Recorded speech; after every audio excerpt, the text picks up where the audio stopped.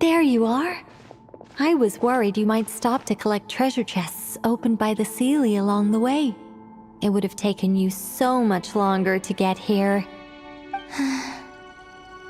Another conversation I cannot hear. I am delighted to see that you understand what takes priority, and that your adventurer's instinct has not swayed your resolve. Really, I must applaud you for it. You should know. Paimon's head. Okay, I'll try and keep it short. My senses are telling me that this is where we shall find the entrance to the ruins. Oh, cool! Well, what are we waiting for? Let's open it up and see! Patience. This was a sanctuary of great importance to the Hyperboreans. A special process is required to open the gate. Oh! Like the place that housed the Eternal Moon's Marrow? Okay, so what's the plan? Need us to do anything? And just the short version, if you can. All right then. I was planning to start with some background on the invention of these techniques. Are you sure you don't want to hear it? It's quite informative. Remember what you were saying about priorities? Fine. Simply put, we need 3 human representatives to successfully undergo a process of Kuvaki resonance. Think of it as a test from the 3 moon goddesses to see if the entrants are qualified, with the most recognizable qualification being Kuvaki. Pretty sure Lauma would ace that test. Oh, wait. But we need 3 people. I also have no doubt that the Moon Chanter would be qualified. But we would need 2 other people with the same constitution. Therefore, the most feasible method is not so much to follow the rules, but to figure out how the test functions and find a workaround. I've done some research, and it turns out the mechanism is rather crude. We'll simply need humans to stand before it who have sufficient Kuvaki energy within them. I'm with you so far. How do we get the Kuvaki in them? The easiest way would be transfusion. Take some Kuvaki from Nodcry's soil, put it into the bloodstream, and get it circulating in the body. So we're going to cheat on the test? Precisely. There are other methods, but this is the simplest one. Cheating the system is much easier than trying to hide from it. Sorry?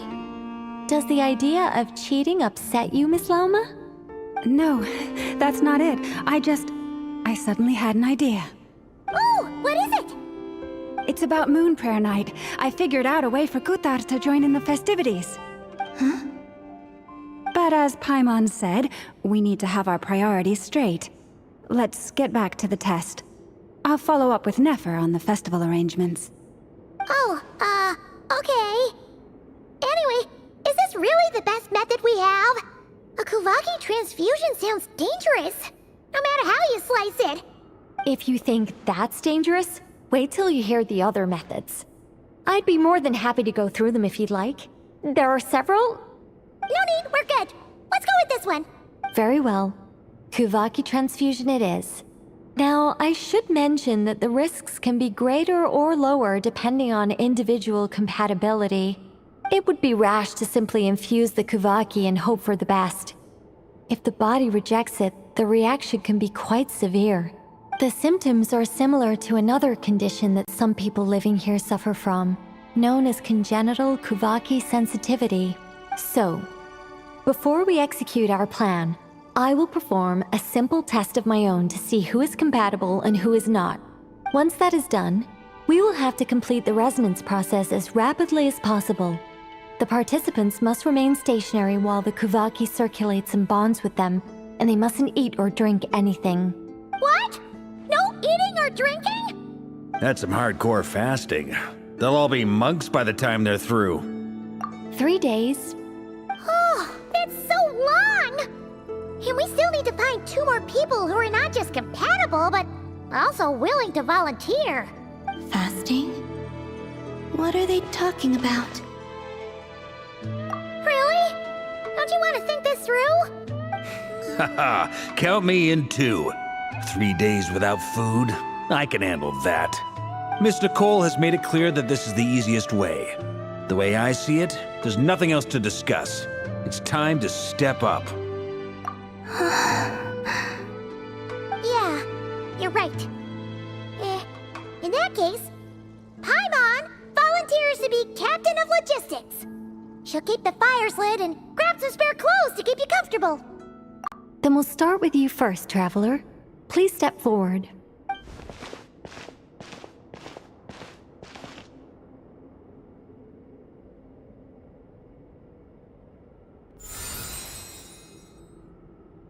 How's it going? Do you feel anything? How about now?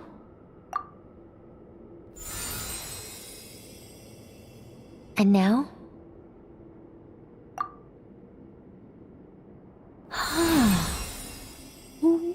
What about now?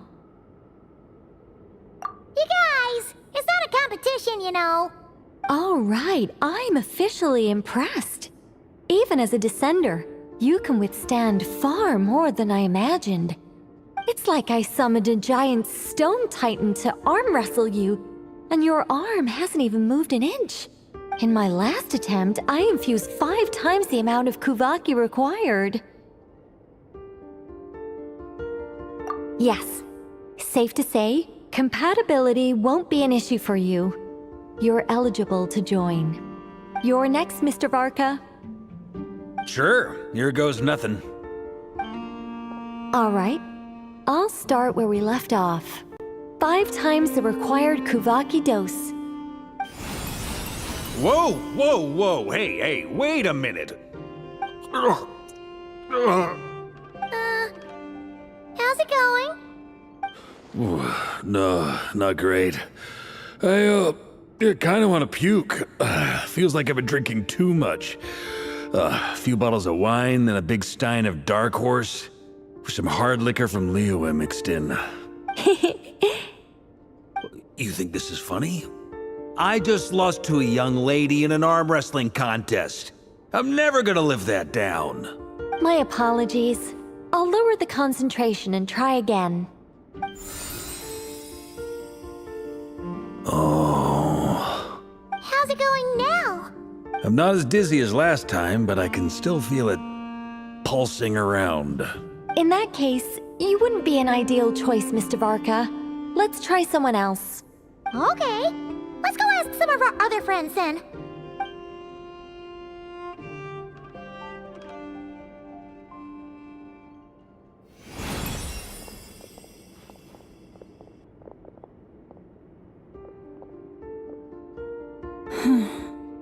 No surprises here, Miss Moonchanter.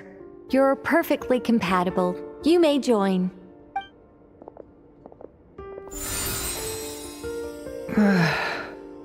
I'm getting a slight headache.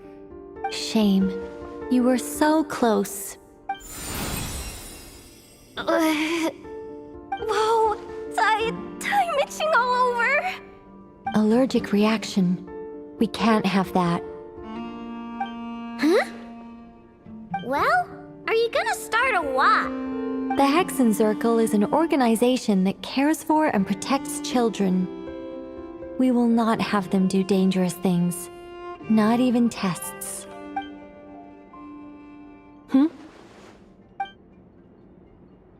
Is something the matter?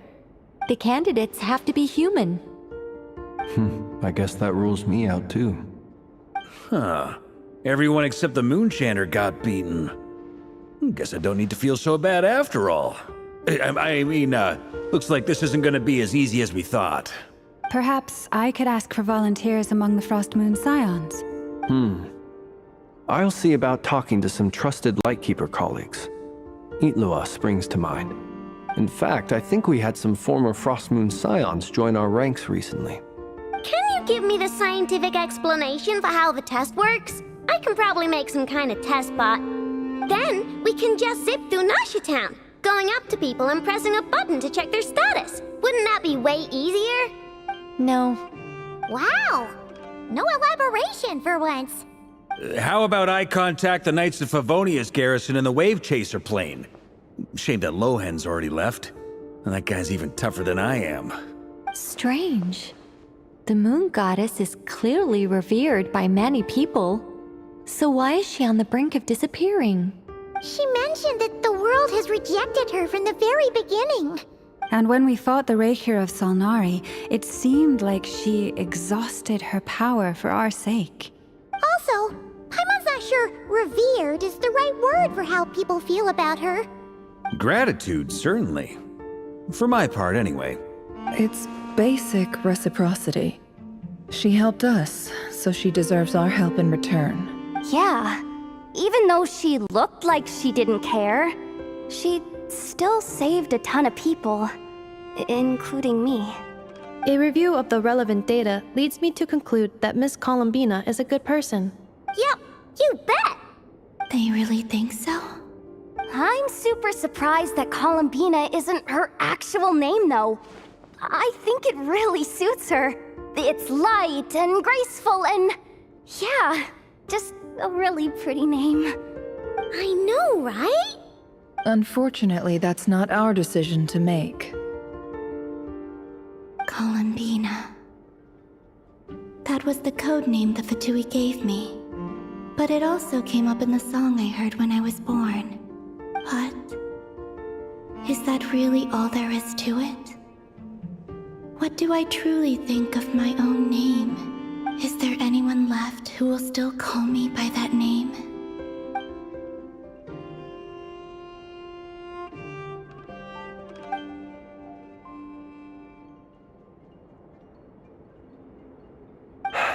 Moon Prayer Night is getting closer by the day. We're running out of time. We need to look for other candidates. Then allow me to try. Huh? What are you doing here? You contacted your friends via the Adventurers Guild. Sandrone has been keeping an eye out for something like that, so she informed me. Since I have the ability to accommodate a moon marrow, I should prove to be a suitable candidate. Arlecchino. When can we begin? I see. We can begin right away.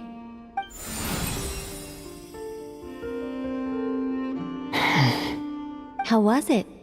Did you feel any discomfort? Not at all. Then it seems we shan't need to look for additional candidates after all. Great! Cool. Alright, like Paimon said, the rest of us can take turns making sure the three of them stay warm and comfy. Then, my job is to take care of the caretakers. I will ensure everyone receives food and accommodation. I'm ready as well.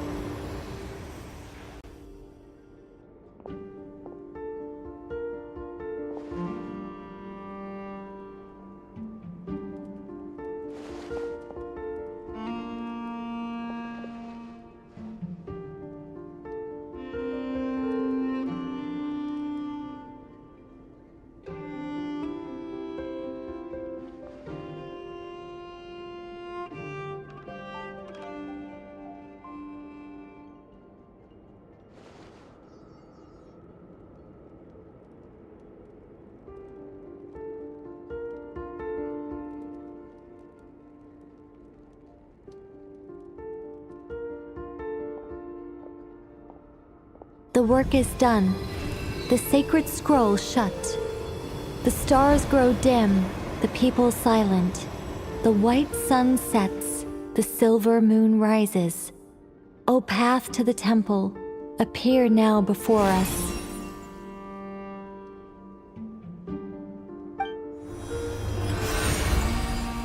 Wow!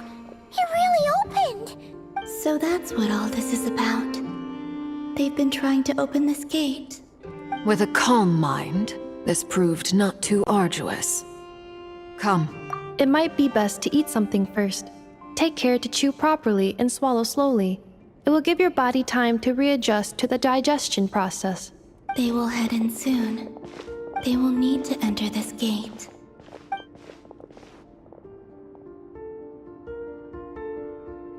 Huh? I cannot pass through. Is it because I have no physical body? It has been 3 days. My strength has all but completely faded. Can I really hold on until Moon Prayer Night?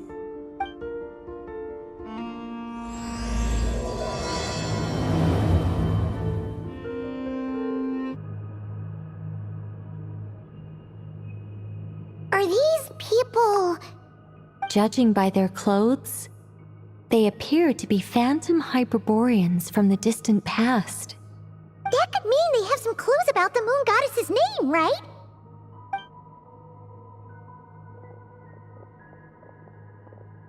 Hey there! Could you tell us what the moon goddess's name is? Sorry. That's probably a weird question, huh? How do we explain this? The moons are long gone, and their goddesses are dead. Their names no longer mean anything. When a new moon goddess is born, we will surely know her name. We have used every last resource at our disposal.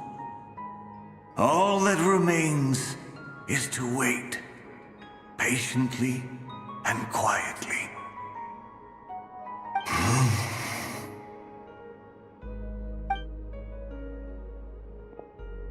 Were the people of the past all this devout? It looks like this phantom doesn't intend to converse with us any further. Surely the new moon goddess he speaks of must be Columbina. Alas, Kuthar's birth came long after the age in which he lived.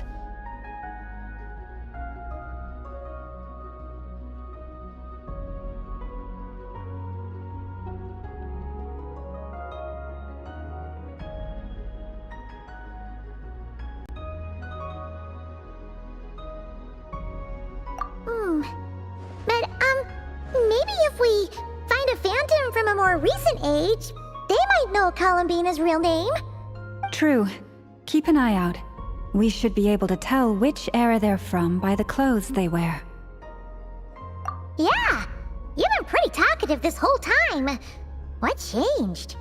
Oh, nothing. I'm fine. You all make good points. When the Hyperboreans speak of moon goddesses, they mean the 3 from truly ancient times. I can't imagine they would know anything about our current moon goddess. There once was a time when the moon goddesses blessed them greatly and protected them from harm. So, when the war between the gods and dragons plunged the world into chaos, it seems they looked once more to the moons for help, praying for a new goddess to be born. Yeah, that checks out. Let's continue on. Who knows what else we may discover? Ooh, there's a whole bunch of artwork in here. Seems pretty old. Nicole, this is probably your area of expertise. What do all these paintings mean? Let me see. To understand these murals requires some knowledge of the history surrounding the War of Funerary Flame. I shared a little of this with Lauma before. Yes. I think I follow. The dispute between the Moon Sisters, the transformation by Nibelung. Oh no, it's no trouble. I'd be delighted to share the tale again. Alright then. Tevat's 3 moons and their goddesses were brought into being by the will of Nibelung, the then ruler of Tevat. But when the heavenly principles came, they changed the world completely, down to its very foundations. The moon goddesses were nowhere near strong enough to challenge this entity. But the heavenly principles did not view them as heretical entities that had to be removed. Essentially, the 3 moons existed to keep this planet alive and operational, which did not directly conflict with the heavenly principles' aims. Nevertheless, the inherent precariousness of this arrangement would soon be revealed. Nibelung returned. Yes. He did, and thus began the War of Funerary Flame, a battle for dominance between Nibelung and the heavenly principles. discord would soon emerge between the three Moon Sisters. One would voice the opinion that they should follow Nibelung, for it was he who first hung the moons in the sky. Another would argue that taking sides in the conflict would only bring the world closer to ruin. There was no telling where it would lead, especially since their creator had returned, bearing the perilous power of the abyss. Nibelung would eventually discover their disloyalty. He had all three imprisoned before transforming the moons into weapons with which to fight against the heavenly principles. What? Weapons? Yes. The very moons that had once defended the planet became instruments of death and destruction, striking terror into the hearts of all living things. And although the heavenly principles and the three Moon Sisters had once been at peace, it now seemed that the moons posed an unacceptable threat to Teyvat. It is possible that the heavenly principles did not know of the goddess's imprisonment. If so, the weaponization of the moons would surely have been viewed as an intentional breach of the peace agreement. Regardless of who knew what, when, the heavenly principles shattered two moons and flung the other beyond the skies. Whether the goddesses managed to escape Nibelung's captivity after his fall, nobody knows. But this much is certain. From that day on, the moons no longer belonged to Teyvat. The rejection slowly drained their power until eventually they passed away. So that's the full story. You say the moons ceased belonging to Teyvat from then on. Why then would Columbina be born here? That is perhaps due to the lingering connection between the Frost Moon, which was not shattered, and this world. You could see it as the three sisters' dying wish. They never desired war. All they ever wished for was to protect this land. I see. If the final fate of the three goddesses is as you say, then Columbina faces the same grave danger. Our investigation has yet to bear fruit. We must hurry. Yeah, you're right. Let's keep going.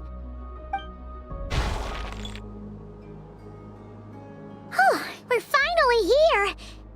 Guessing we'll need to activate this thing? Indeed. I was a little worried about that at first, but as we got closer, I sensed that the Kuvaki within it flows unimpeded. It should be functioning normally. The only issue is how to activate it. It's looking a little worse for wear. What about the cores from some of the other devices we've seen? Can we repair it using those? In all likelihood, yes. I imagine that would have been the Hyperborean's backup plan. Let's look for some cores.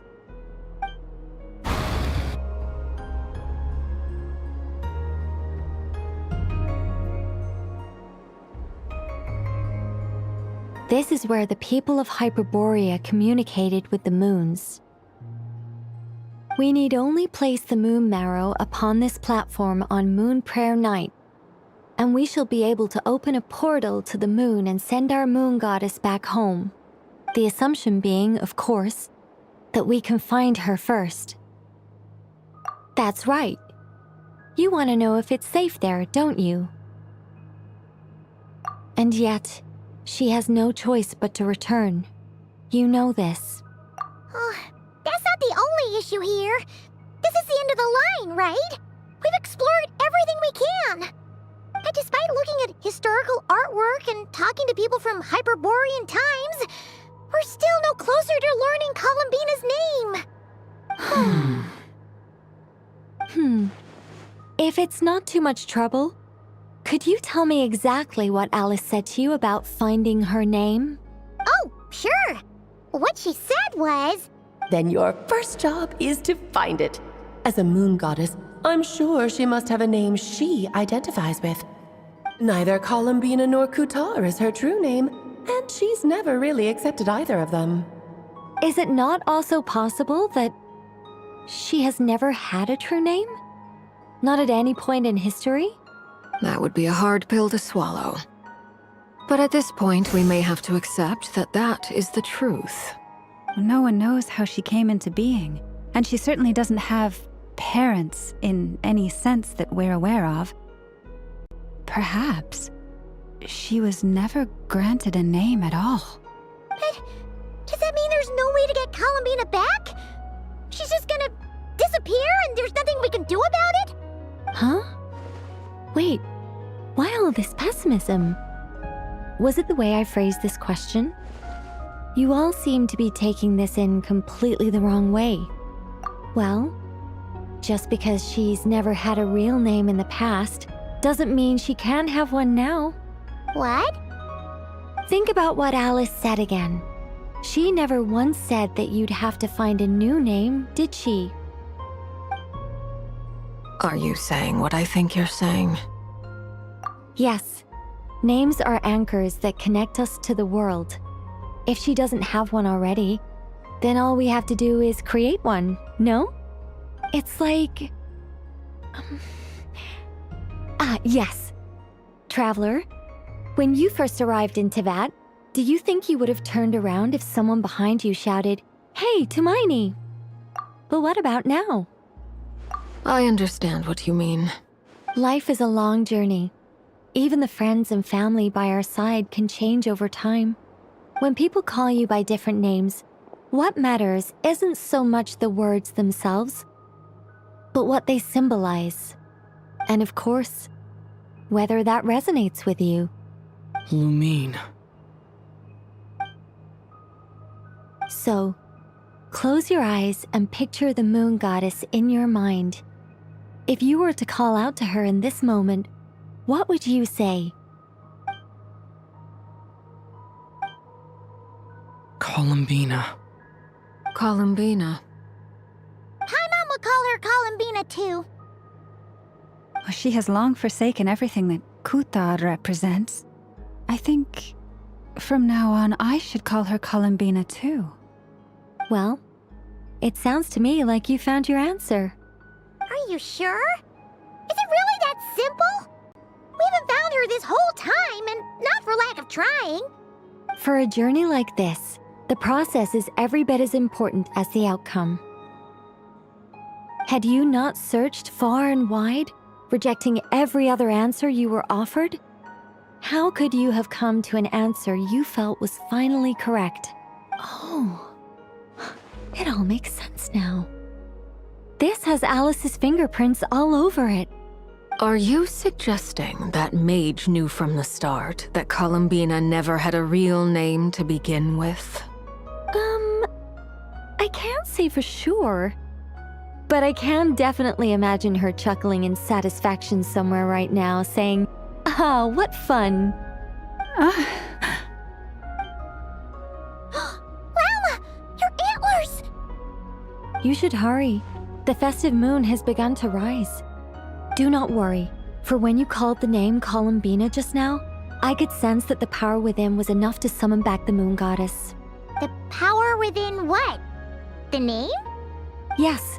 So, the thing is... What's wrong now? This is so annoying. I really want to explain how that whole thing works. Starting from the founding principles of Teyvat and... Oh, I could talk about this for hours. But... Deep breaths, Nicole. Deep breaths. You're an angel. A sober, sensible, solemn angel who has her priorities straight. Okay then. Sorry for asking. Clearly a bad call on Paimon's part. Anyway, you all need to hurry. Last thing, remember how it felt when you called out that name. Then it is agreed.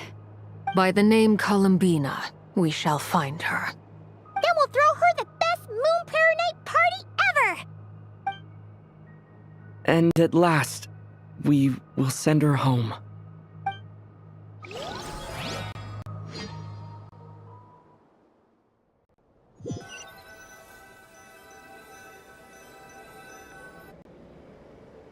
I can barely move anymore.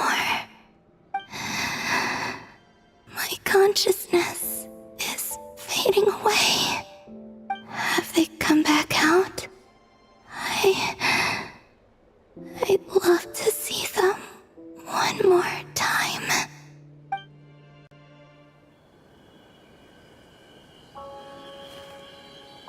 They didn't make it.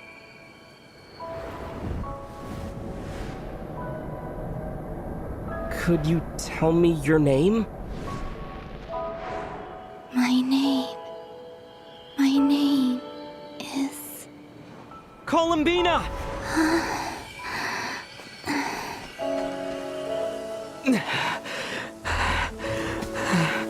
Columbina! Are you here? Columbina! That's the name you gave when we first met. And it's what I've called you ever since. Columbina. It's a fine name. I have many fond memories of Columbina, and so do all of your friends.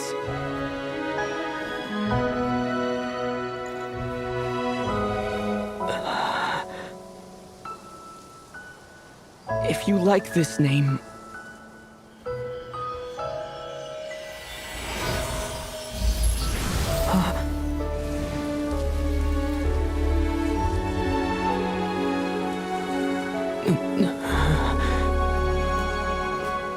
Looking for me? I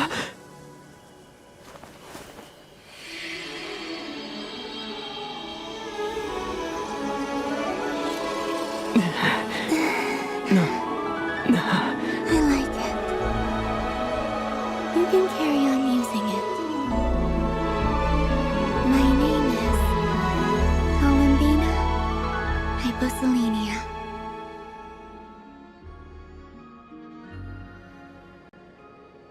Columbina Hyposelenia.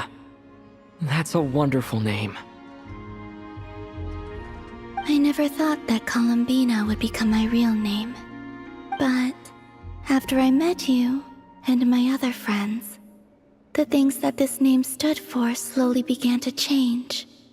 It went from being a Fatui code name to something my friends call me.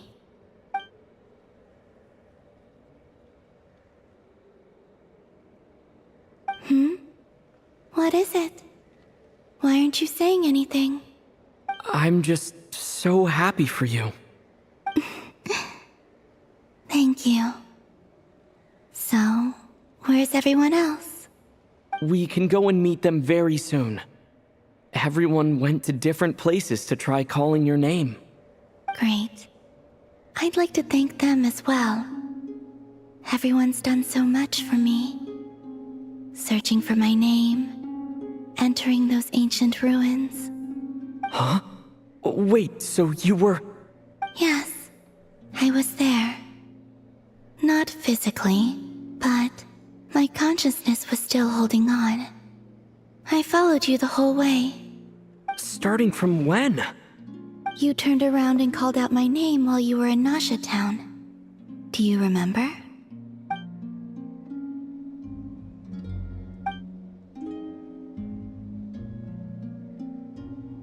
Let's go. We don't want to keep them waiting. Sure. In that case, come with me. But... Before that... Could you call my name one more time? Sure. Come with me, Columbina Hyposelenia.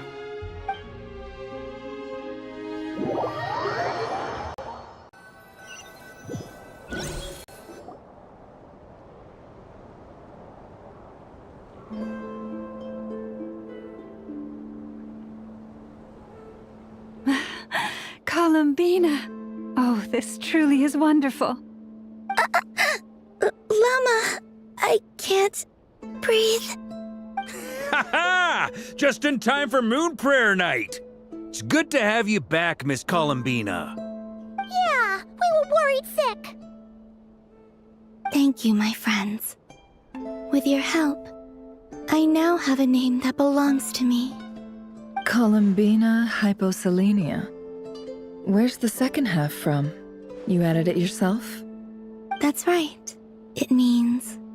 Born beneath the moon. Yes. And by extension, it can also mean born beneath this world. A fine name. Now, as much as it pains me to interrupt this beautiful reunion, I feel obliged to remind you that the Moon Prayer Night celebrations in Nasha Town have already begun. Don't you want to enjoy the festivities? There's so much to see and do. And some of the ambient lighting and entertainments were sponsored by the kind souls in the Hexen Circle. Nicole? Why have you turned into Dodoko? So you're Miss Nicole. Thank you for helping us, and for helping me find my name. It's nice to finally hear your voice. You're quite welcome. Guiding lost people to hidden treasure is what we Seelie do. And if you ask me, spiritual treasures are far more precious than material ones. Chests are all well and good, but this was what it's all about. Ah, so satisfying.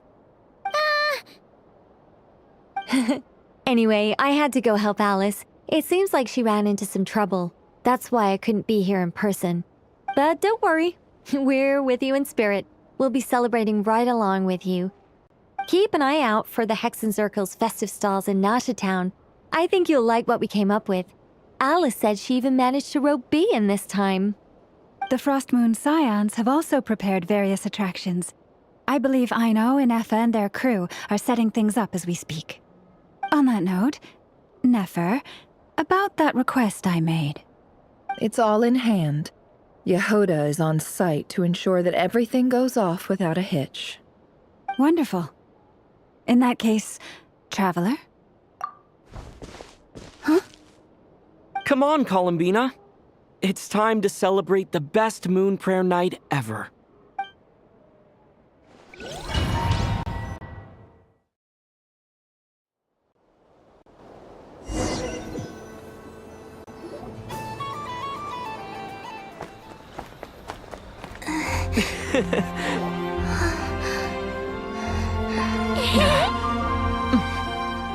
Hey, young lady.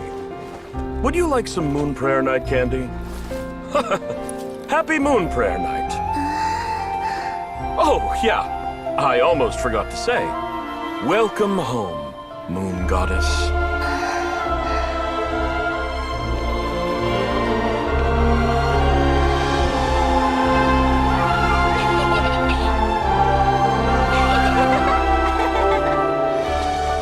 Welcome home, Moon Goddess. Welcome home, Moon Goddess.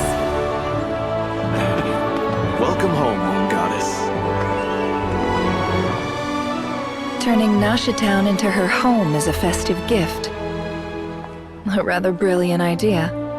Perhaps this is what Nodcry, Columbina's home, should have been like all along.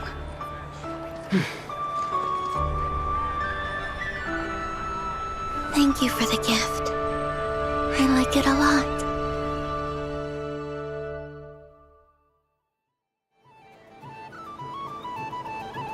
This feels like the surprise of my life. I do. I never imagined I'd ever get to enjoy Moon Prayer Night with everyone so freely. If you're happy, we're happy. Quite a strategy you came up with. Hide the tree in the forest. It's not your usual style, Lauma. Is there something about Moon Prayer Night that enhances what's in your head as well as the antlers on top? Apparently so. It even inspired a perennial penny pincher to use their resources for a greater cause. It truly is a magical festival.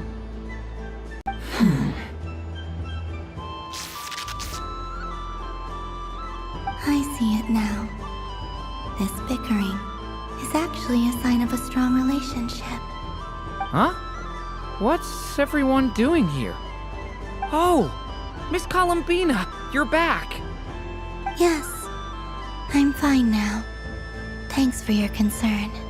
How's your progress with Alice's assignment? Very well indeed. I've never heard her sound so excited. Not like this.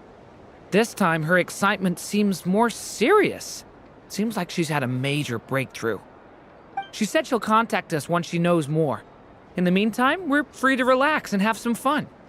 Enjoy the time off while it lasts. I have a feeling that our next task won't be so simple.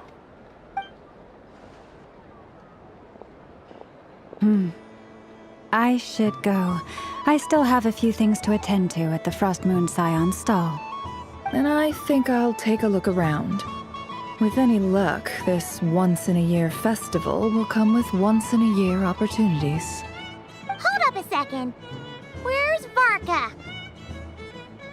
I believe he made a beeline for the flagship the moment he entered Nasha Town.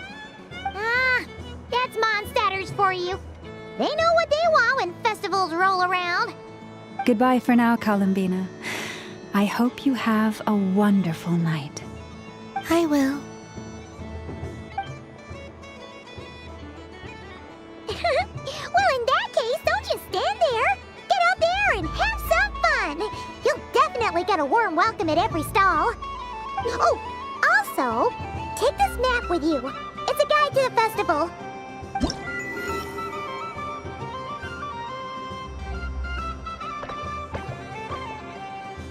The Frost Moon Scion stall is over here. Lauma's invited a whole bunch of cute animals to celebrate too.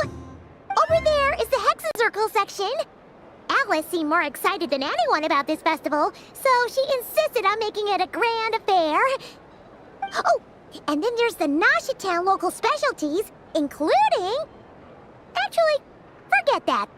Better if you go check them out for yourself. Thank you. It looks like a lot of fun. You're not coming with me? We'll be around. But don't you want to browse by yourself for a bit first? Yep. If you find something you like and want to try it out together, just give us a shout. We'll be right with you. Otherwise, just relax and enjoy yourself. There's so much on offer, so try to experience as much as you can. And don't forget to stuff yourself with all the delicious festival food. All right then. Off I go. But I was aiming right at it. Aw, what a pity. I saw it with my own eyes. You were so close. So very close. That's not true. It dodged out of the way right as I was about to snag it. I'm sorry? You heard me. This paper frog can move. I swear. Dear, oh dear, what are you saying? How could a paper frog move? Unless you believe there really is magic in this world. But even if I, the mere humble merchant that I am, knew such magic, surely I would not use it on a paper frog. I'd sooner give Mora legs, so I could walk right into my purse. My dear, dear customer, why not have one more try? This time I'll give you 12% off, a very generous discount for one of my most regular customers. Just think about how much experience you have under your belt now. You're sure to win the next one. Darn, I used up all my coins. I'll be right back. Just gonna fetch some more from my house. Take your time, but don't take too long. This event is Moon Prayer Night only. Miss it, and you'll have to wait a whole year before I'm back. Next customer, please. Welcome. Hello. Whoa! What's this big one doing over here? How do I tell my employees not to go running around this time? Shooting them a glance won't work. I haven't known them long enough. Dory? Why, hello there, Miss Columbina. Would you like to play my ring toss game? The rules are very simple, and it's easy to get the hang of. How much for a round? Oh, first time's free. Not a single mora. After that, well, we can cross that bridge if and when we come to it. But with your sharp skills, I'm sure you'll win all the prizes in one fell swoop. That was an obvious enough hint for them, right? Let's see now. Let's see. Wow, very good. That's the highest score we've had all night. And here's your prize. Now, how about another round? As for the cost... Happy Moon Prayer Night, Miss Columbina. Happy Moon Prayer Night, Durin and Hat Guy. Are you here to play the game? Yes.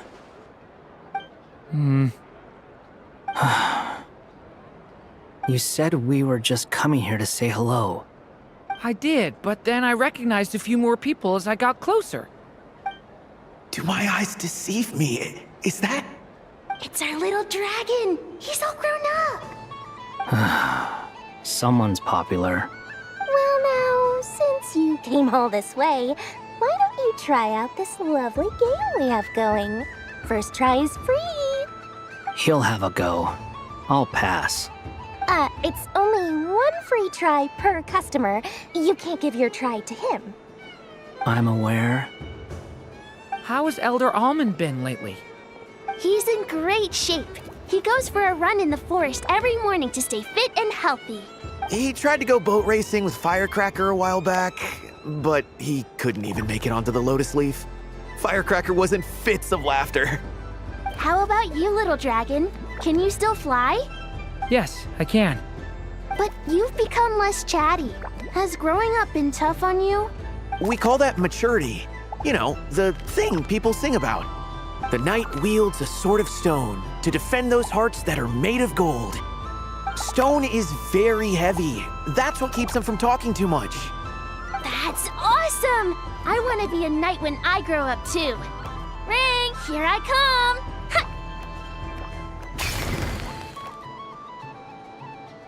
Oh, the hat-wearing man. I never thought I'd see you again. You seem more determined than when I saw you last on the train. If you say so. Oh, I do say so. The people you once helped see it clearly. It's because you are once again on the right track. May the engine in our hearts propel us to the station of our dreams. I can move! I can move now, Roselle! What are you doing, running into the rings like that? You got them all so quickly! I have never seen anything like this in all my travels. Is this guy actually an old friend of theirs? But how? They're origami animals and clockwork people from a fairy tale. Getting to know them would be quite an arduous task, unless they share a hometown? I have to get to the bottom of this. Next time I see the Great Mage Alice, I shall demand answers. Thank you, Dory. I had a lot of fun. Now for your prize. Where did I put it? Give me a moment to dig it out. Oh, sweet grand prize. How I wish I didn't have to let you go. Good thing I've already turned a profit from the customers earlier in the night. Otherwise, I'd have wasted all my hard work. Okay, I'm back. What? I leave for 2 seconds and someone's already claimed the grand prize? Oh, well, these things happen, you know? Perhaps you'd be interested in one of the other prizes instead. We've got all kinds of wonderful goodies here. Is this the thing you wanted? Here, you can have it.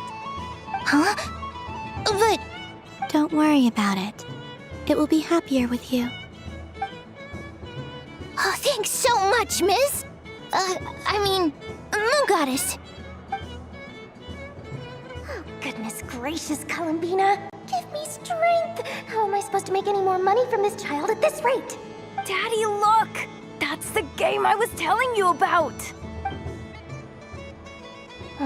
Forget it. She is the Moon Goddess after all. I'll think of some other way to swing this. Maybe I can try to hook this new kid. Huh? Oh, someone already won the grand prize. You can take mine if you want. What? Why? Why are all these bleeding hearts coming here to ruin my business? Happy Moon Prayer Night, everyone. Happy Moon Prayer Night. And done! I think it looks quite funny. Well, Paimon thinks it's super cute. It looks like a silly chic badger and a rhyme-horn deer that's about to fall asleep. Maybe I'll stand on the chic badger's side instead. It looks like we've attracted the attention of quite a few animals. Let's make room for them.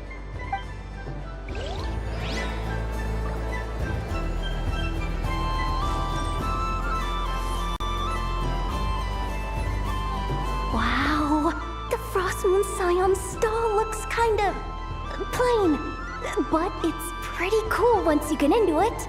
I don't go to Hisi Island much, but it's got that, like, old world cultural feel. And if culture means we get more festivals, I'm all for it! Hello, Yehoda. Columbine... hello, Moon Goddess. That was too close. I almost gave the game away in front of the staff.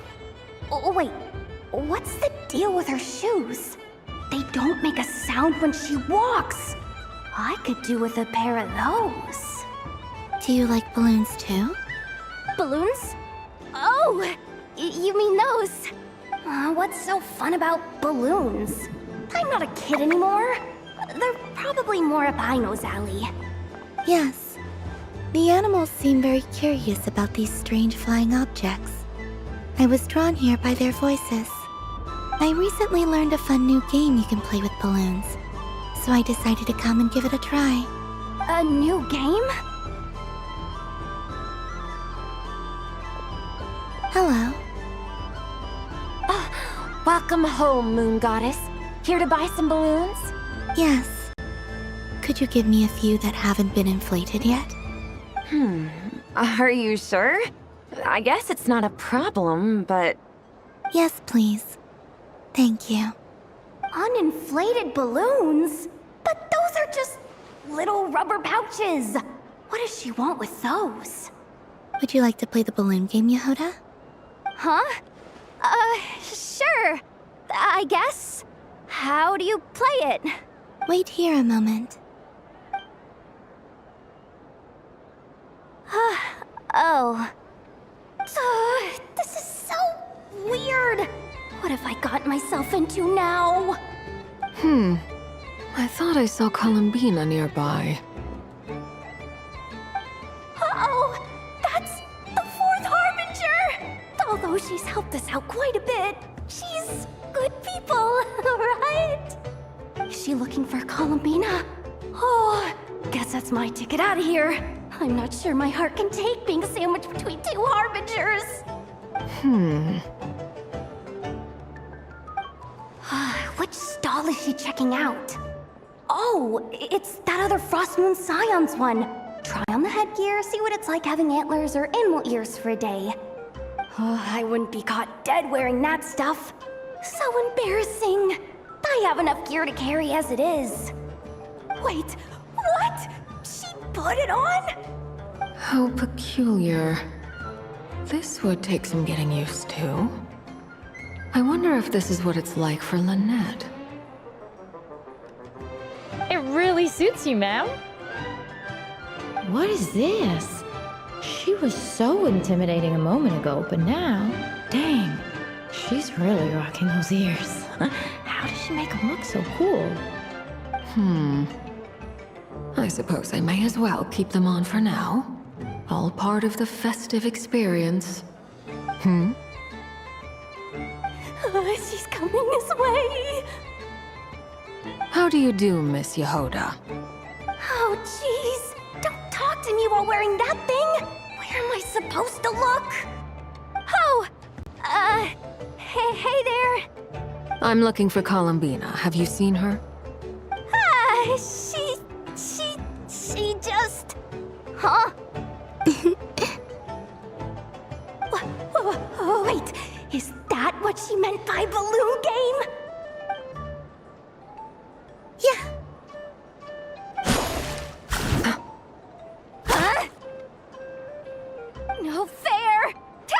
I get caught in the crossfire! An ambush from the rear? Is this a declaration of war, Columbina? Would you like to play too, Arlecchino? Seriously?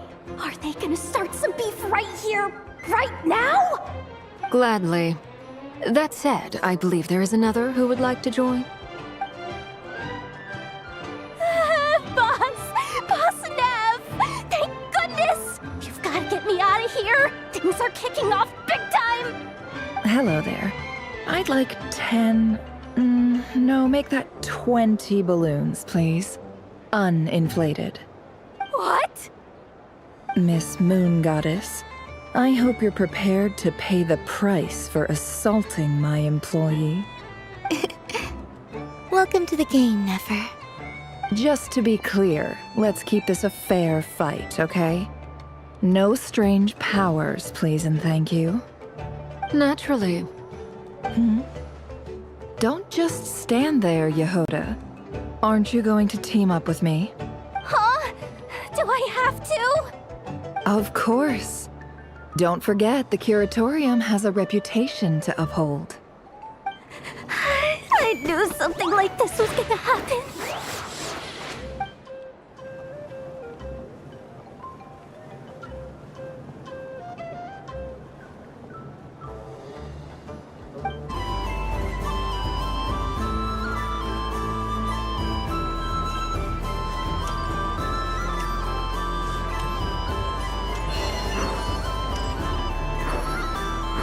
What's this? Should I give it a try?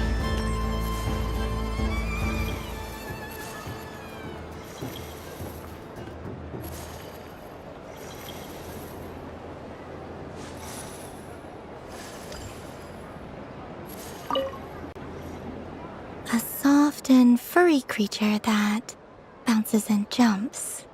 Welcome home, Moon Goddess. This one talks, too. Allow me to introduce myself. I am a Dodoco from a distant archipelago, the most mischievous of all my Dodo brothers and Dodo sisters.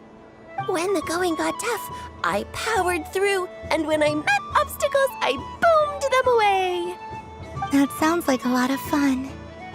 Doesn't it just? Oh, but then the trouble started. Recently, I found a lovely beach, the same beautiful jelly color as my hometown, and so I dove in to have a look. Only to find it overgrown with seagrass and nasty little spiky fish everywhere, looking to turn me into a Dodoco kebab. I made it back to shore by the skin of my teeth, but my tail was sorely hurt. Couldn't you just boom them away? Oh, I wanted to, believe me. But I've heard that you, Moon Goddess, can understand animal speech. The last thing I wanted was to cause a gigantic fuss and get taken to court by a school of spiky fish. I'd be driven out of these waters for good, and my winter holiday would be ruined. And so, dear Moon Goddess, I was wondering if you might lend me your allegiance. Are you roping me into a crime? Oh, let's call it a once-in-a-lifetime carefree adventure. Does that sound better? All the festival goers tonight are dressed up as the Moon Goddess, but there's nothing to say that the Moon Goddess can't disguise herself as a Dodoco, is there?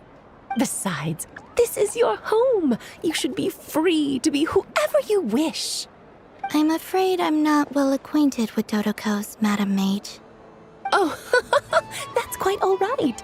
We Dodocos are innocent, happy creatures with a free-spirited nature. Many, like myself, are mischievous troublemakers. Others are lazy souls who like nothing better than to lie down on a nice rock and take a nap. In our eyes, every creature who yearns for happiness and freedom is a Dodoco.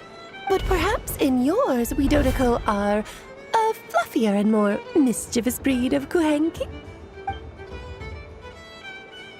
Yes, that is a much easier image to follow. Oh, wonderful! Then let's play! Grab onto my tail and follow me into the sea! Time to settle some scores with the bad guys! Ooh, remarkable talent.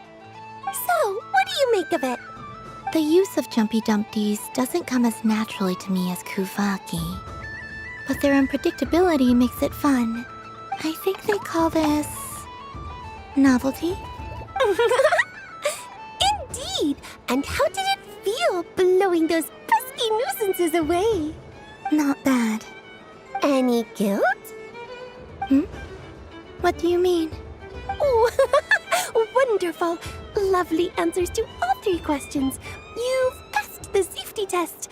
Now I can give this special bomb to you as a souvenir. Remember, if you find any meanies living on the moon, you can use this to boom them into oblivion. I will.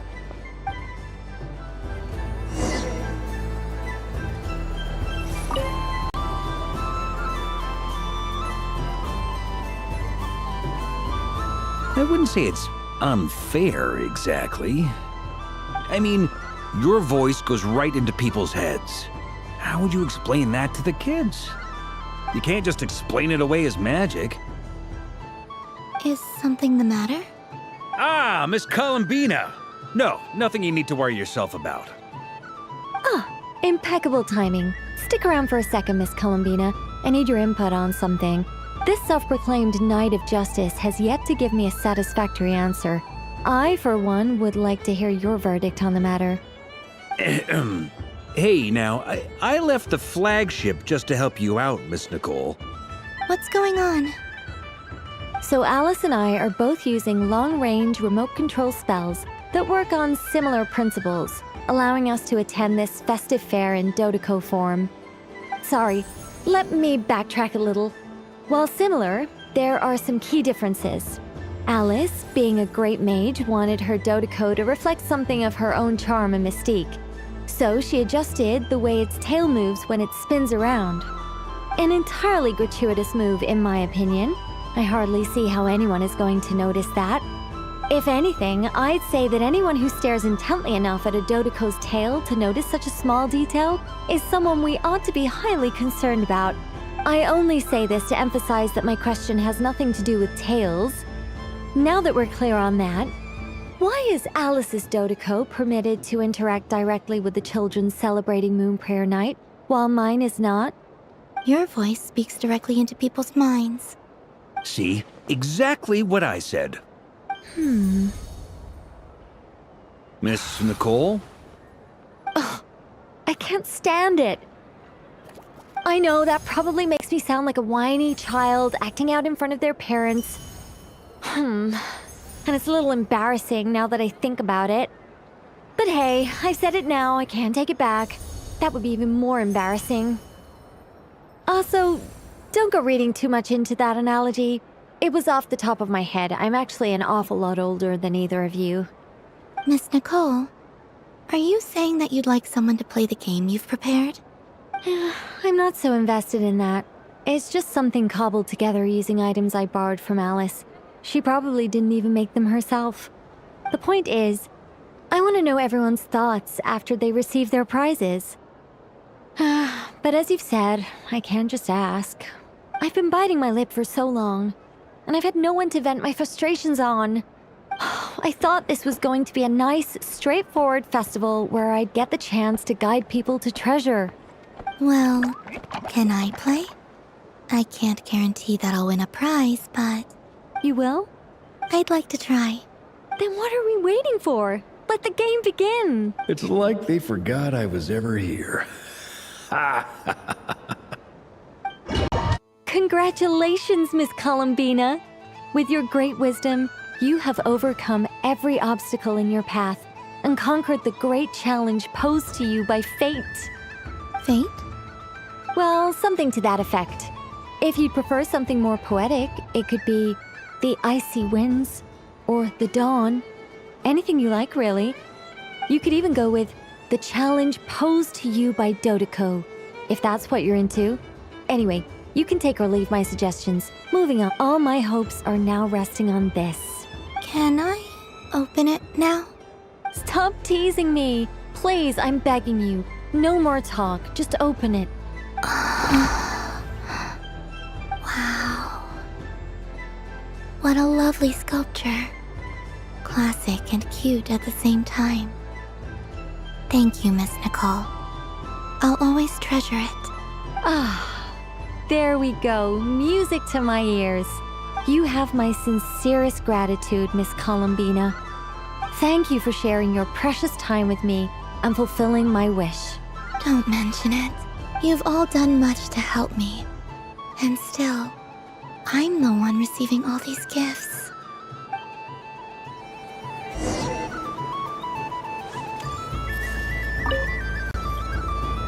Welcome home, Moon Goddess. Oh, you're the genuine article. Alice was right. This moon prayer night was worth watching after all. Another one that talks. Greetings. Pleased to make your acquaintance. I am the Hexenzirkel member they call B. Barbeloth Trismegistus.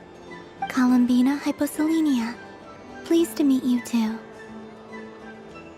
Hyposelenia. A fine name indeed. Now then, Miss Columbina, do you wish to hear a mage's divination? Divination? The Frost Moon Scions used to ask me what would happen in the future. Is this like that? From the perspective of the one seeking answers, perhaps. As you look to your journey ahead, if you seek to understand the unknown, resolve your doubts, and soothe the confusion in your heart, divination could be for you. The unknowns on my journey. Of course, if one wishes to peer into fate, then hydromancy is the more precise option. But that is a complex affair, and to relegate that majestic art to the status of a festive amusement would seem somewhat uncouth. Besides, it is sometimes better to not know fate with great certainty. Hence, I shall use the suitably festive Luna Arcana to tell your fortune instead. It is more popular with the youth in any case. Lunar Arcana. Indeed. Unlike hydromancy, this will only display possibilities and trends. People like to think of themselves as creatures of agency and free will. Peering too far and too clearly into the future is detrimental to both body and soul. I'd like to give it a try. Of course you may. Come then, take a seat, Miss Columbina. Before we begin, are there any specific questions you would like to ask? Let's stick to general possibilities and trends, like you suggested. Ah, very well. Then I shall use the basic Lunar Arcana deck. Now, try to relax. Cast your mind upon the things you have experienced and the things you are soon to experience. I will shuffle the deck. Would you like to cut the cards yourself? You do it. No problem. Now then, to make things easier for the seeker, that is to say, you, I shall decipher the cards from your perspective.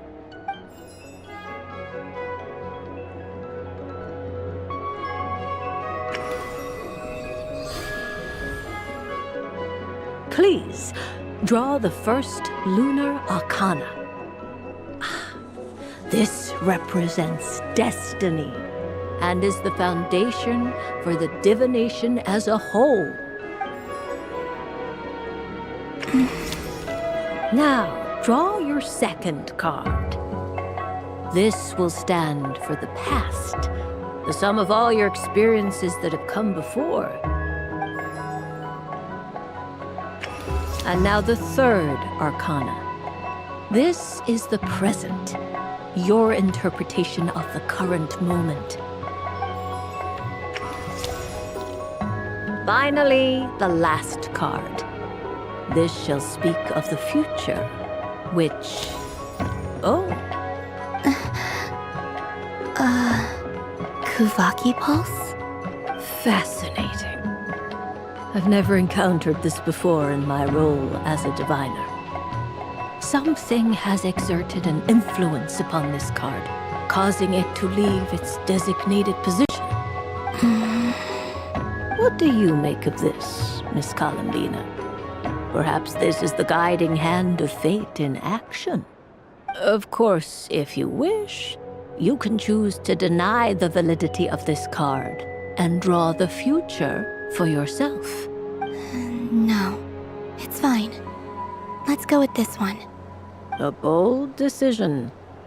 I must say I'm looking forward to the results. Well then, let us flip the lunar arcana in sequence. Sure. First, destiny. No surprises here. The card that represents yours is the moon. The moon. Indeed.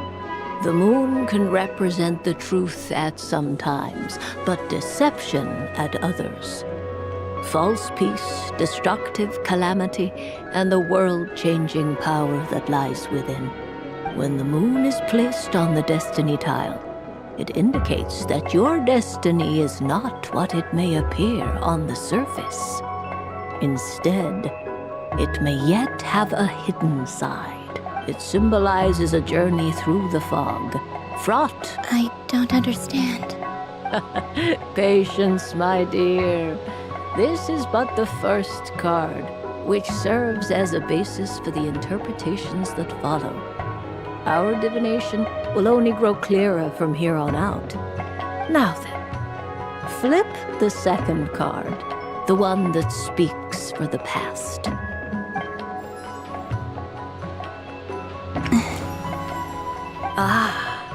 The Hermit, but inverted. Inverted? Yes. The Hermit symbolizes solitude, introspection, and the pursuit of truth. When inverted, it represents isolation, truth out of reach, and a path that leads one astray. Combined with the moon as one's destiny, the Hermit inverted represents a choice you made to stand alone in the past. It was a choice made not out of fear or arrogance, but for reasons that others could not perceive. You fumbled through the darkness without a guide, but you did not find your way. Rather, you went astray. More than once, it would seem. Is this about how I became Kutar despite not wishing to become a god? And how I joined the Fatui because I yearned for a place to belong? I suspect only you know the answer to this question. All is not lost. The past is in the past, and so it shall remain. Shall we look into the present now? Oh my. The Lovers. One of the most interesting Luna Arcana. What does this one mean? This means that you have had an unprecedented emotional experience. The joy of finding your soul becoming intertwined with that of another. A precious and wonderful thing indeed. It's true. I've made a lot of friends recently, and they are very good to me. I like them a lot. That sounds lovely. I am most delighted for you. The Lovers can also represent important decisions, perhaps related to a parting of ways. Now, if I were to guess... Yes. My return to the moon. I understand. Parting with friends is never easy, Columbina. But rest assured, this is not the end of your journey. There is always another story waiting to be told. The future always lies ahead. The future. Well now, it's finally time to flip this most mysterious of cards. Why did it appear? And what? I'm ready. Very well. Flip. Oh. Miss Barbaloth? What is it? This card is death. That doesn't sound very good. It depends on how we interpret it. It is true that it can represent an agonizing death, a complete and utter end, but at the same time, it can also represent rebirth. Do not forget that your destiny card is the moon. That lends your future many different potential meanings. If death spells the end, is it unavoidable? As I have said, divination can only display general trends. It is a rough guide, but it does not show predetermined outcomes.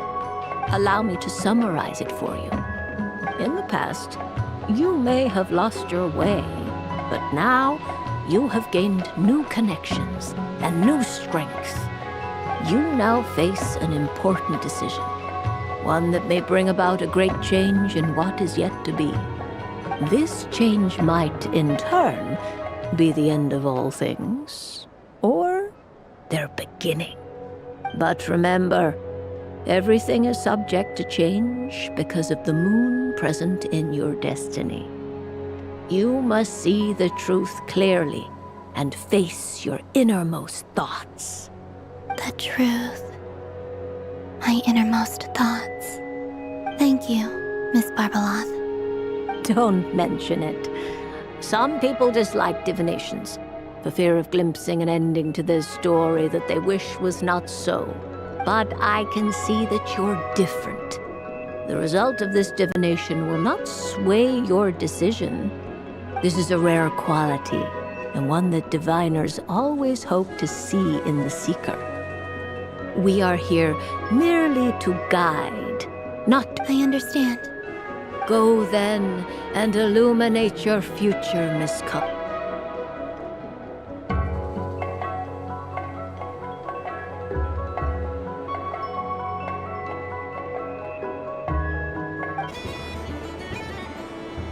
Dodoco's Whirligig! Come check out Dodoco's Whirligig! Ah, welcome home, Moon Goddess. Might I ask what this is? Ah, it's a very special amusement sponsored by the great mage herself. Ride on a soft and furry Dodoco and embark on an unforgettable adventure. I say that, but I'm just following a script here. Who is this mage, anyway? And what the heck is a Dodoco? I'd like to ride. No problem. But, are you by yourself? Is that not okay? Oh, no, it's fine. It's just that each Dodoco can accommodate 2 passengers. Would you like to bring a friend along? My friends... That should do it. Now, we just need to get everyone else to draw something on it too. But we gotta keep it a secret from Columbina. Traveler.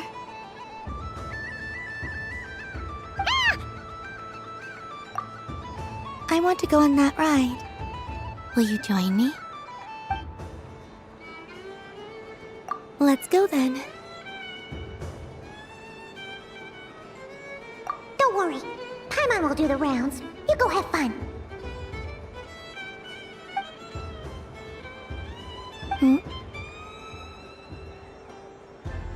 All right. I think we have to wait in line over there. Please take your seats. For safety reasons, you mustn't try to leave the ride before it comes to a complete stop. All right, you're all set. I wish you both a wonderful journey.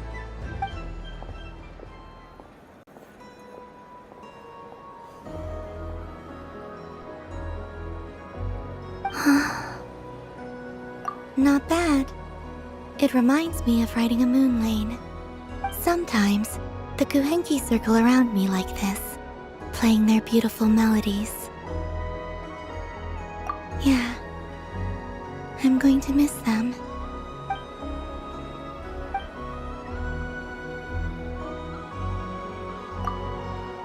It does. I've felt scared in the past, too. But this is a little different. You know something? I got to see a lot of fascinating things during my disappearance. I saw how the Frost Moon Scions act around their families. So different than how they used to act in my presence. And I also saw how they interact with their friends. It made me curious at first. Why do people act so sincere when they're worshipping gods, but save their truest, warmest feelings for each other? Slowly, I came to realize that it's because they trust one another. They know, deep down, that they'll be accepted for who they are. All of it. The good and the bad. I know. I knew it the moment you started calling out my name. What I fear now is the end. I fear losing all this the very night I have gained it.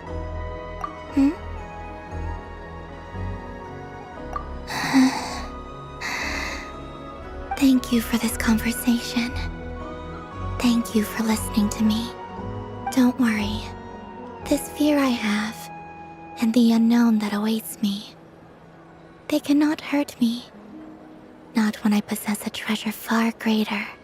I just want you to remember this version of me. The real me.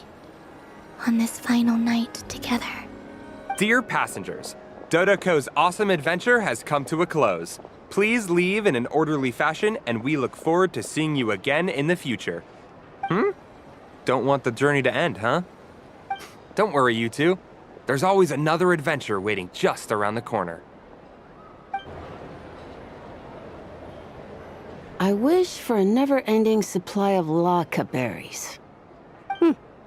What a humble wish. Probably written by a child.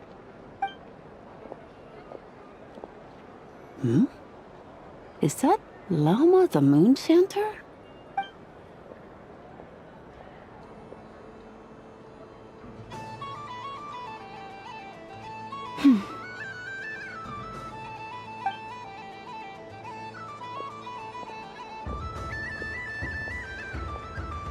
I wish that the long plume ibises would stop biting me. Oh dear, poor Lauma.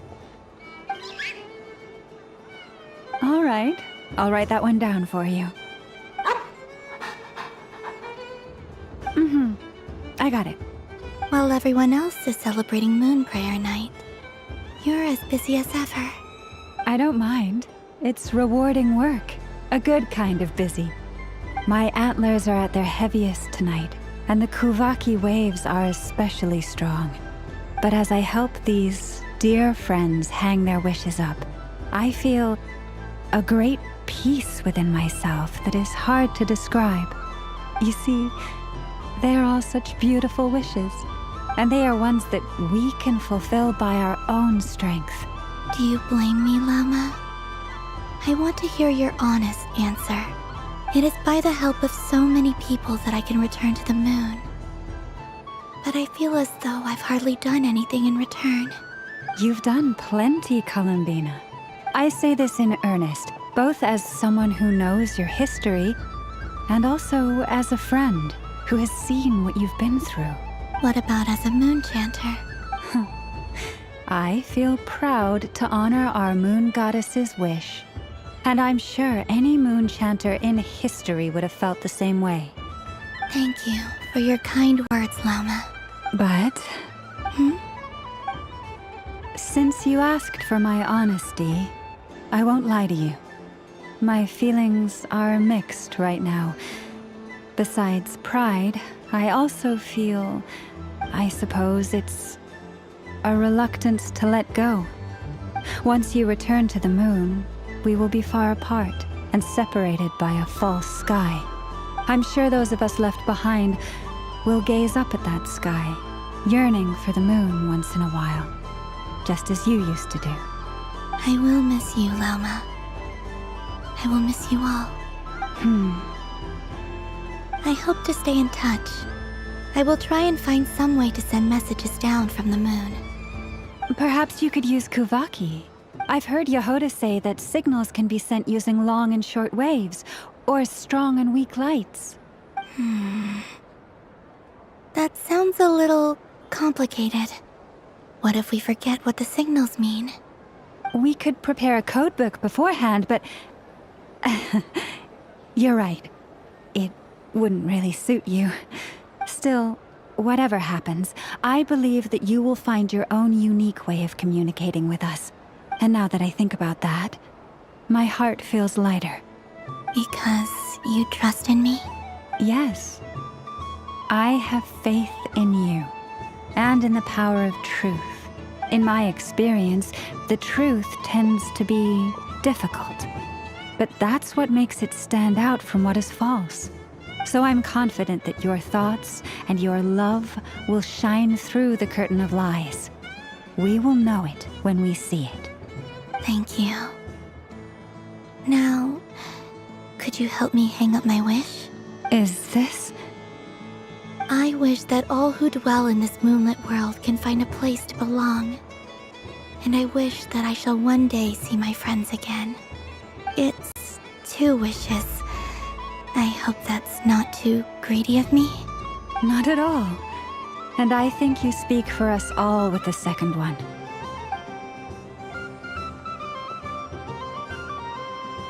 I shall continue to pray until the day that all of these wishes come true.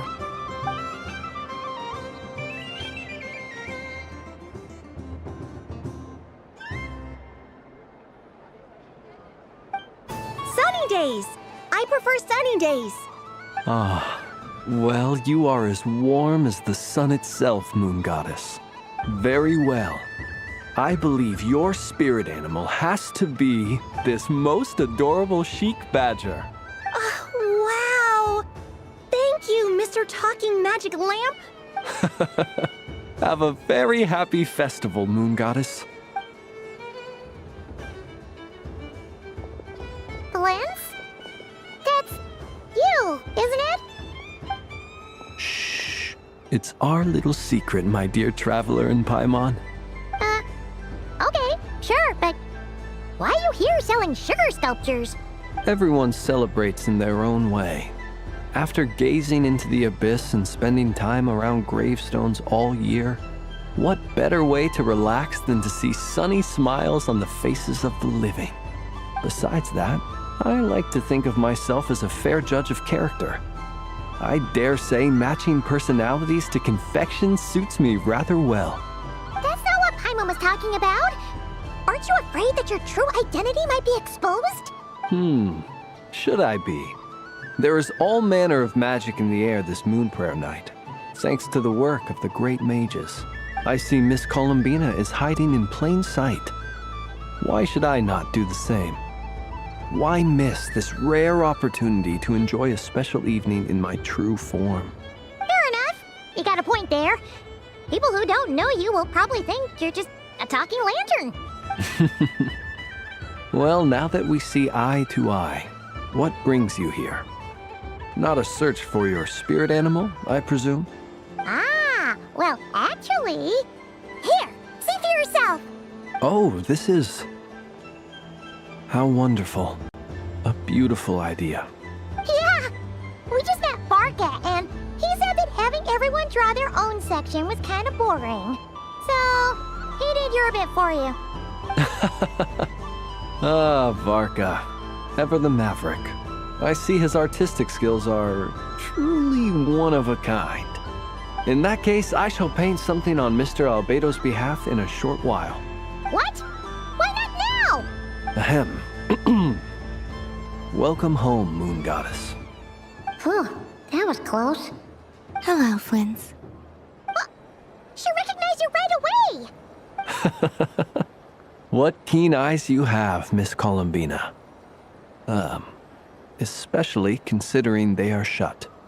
I did not see you. Rather, I sensed you. I can sense the fluctuations in Kuvaki all around me. One would expect no less of the Moon Goddess. Might I interest you in some candy? Yes, please. Excellent. I shall make some for you right away. Something the matter, Miss Columbina? What about my spirit animal? All the other children carrying sugar sculptures are talking about it. Wait, is she taking the test seriously? Ah, my apologies. How could I neglect that? You are quite right, Miss Columbina. Every one of us has a magical creature living in their heart. Would you permit me to help you find yours? Yes, please. Do you prefer the day or the night? Night. Which of the 4 seasons is your favorite? Winter. Think of a perfect day. What is the weather like? Sunny, rainy, or perhaps cloudy? Rainy in the morning, sunny at night. What kind of answer is that? Forests, lakes, and open seas.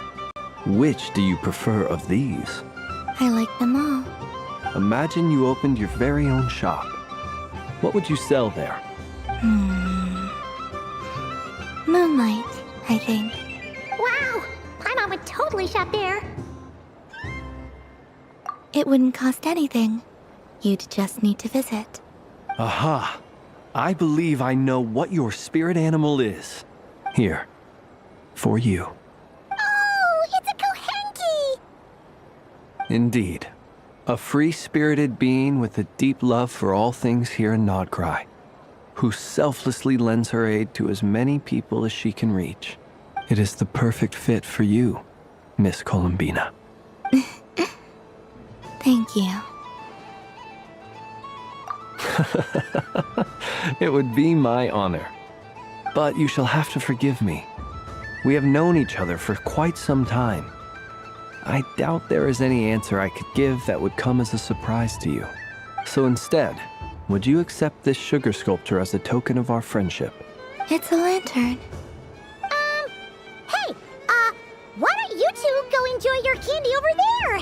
Paimon wants to try out this spirit animal thing too. Right, Blintz? Come on, play ball. I got this drawing done. But I want to hear Paimon's answers. But it'll probably take ages. Paimon's a complex soul. And we don't want your candy to melt while you wait, huh? Oh. Okay then.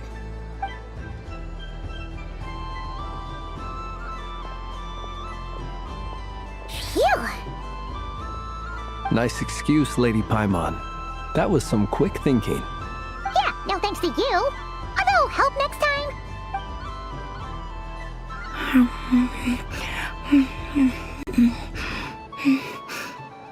It's sweet. Is that Lockaberry? I wonder what flavor the traveler got. This way, this way! It's the candy-selling lantern! I'm coming! Of course. Traveler, maybe we can share? Yes. I found out recently that people share their food sometimes, so I'd like to try it. Or is that a no? Thank you.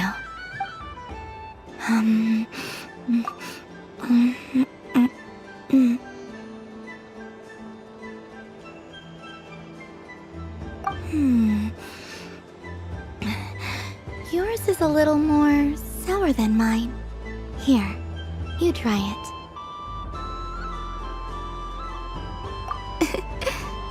Amazing. My sugar sculpture has shrunk, yet my heart is filled with feelings of sweetness. I will remember this feeling. Sure.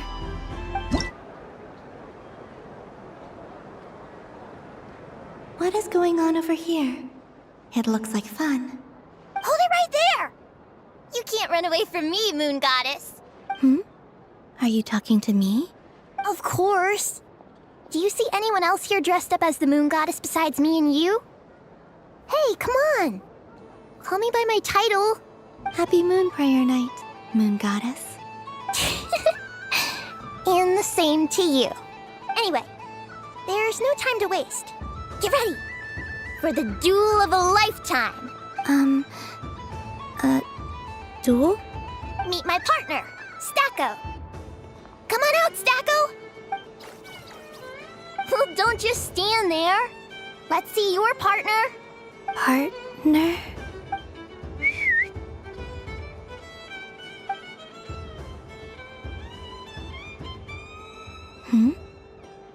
so I need to select a partner and command them in battle. Partner.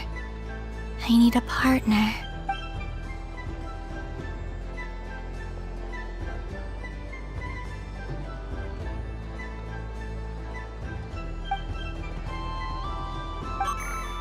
Whoa! Am I seeing things? Where'd you get a Kuhenki? They're super rare. That's great. But you can only bring one partner to battle against me and Stacko.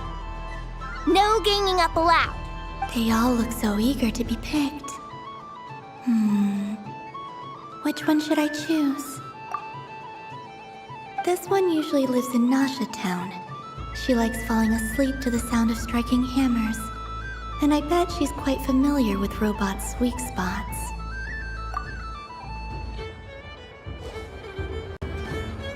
Testing! Testing! Oh, this is an emergency broadcast! An exciting battle is about to take place right here at the Nasha Town Special Arena! In this corner, we have the Moon Goddess and her robot partner. And in the other, we have the Moon Goddess and her Kuhenki partner. Only one Moon Goddess can be victorious in this ultimate battle of destiny. But who will it be? There's only one way to find out. Now, without further ado, let the Battle of the Moons begin! I don't care who we're up against. Stacko and I ain't gonna lose. Let's strike first. Stacko, form. Ho ho ho! The robot has kicked things off with a change of formation. But how will this affect the battle? Nobody knows! The other party chooses to attack! Let's see how their partner performs!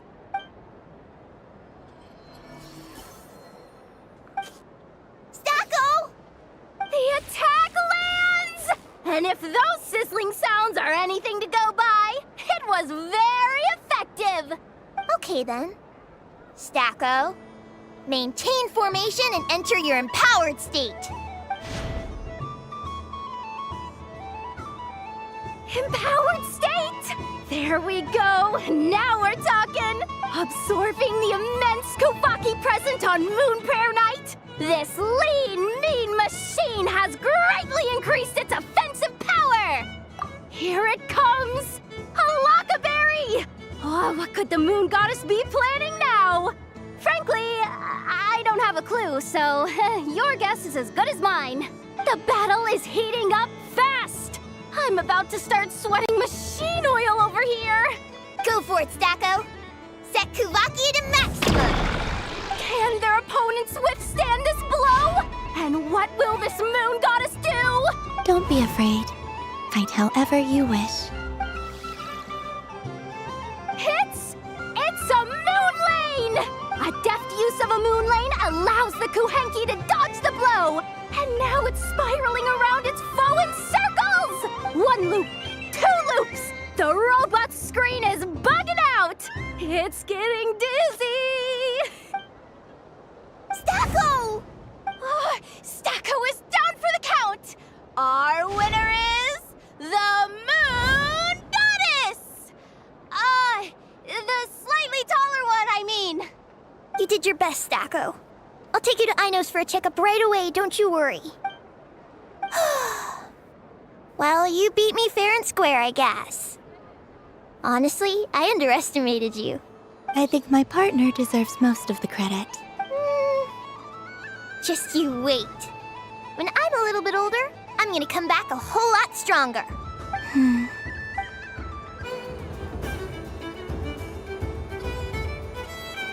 Well, well, look who it is. I heard someone went and disappeared on us the moment we let her out of our sight. They looked all over for you. Frankly, I didn't think you'd be back for Moon Prayer Night. Were you worried about me, Sandrone? You would like that, wouldn't you? Do you even hear what you're saying? It seems to me like you disguised yourself with festive headgear, just so that you could come see me on Moon Prayer Night and make sure I'm okay.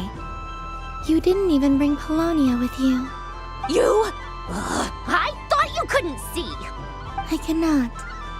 But I sense the confusion of those around us rippling through the Kuvaki currents.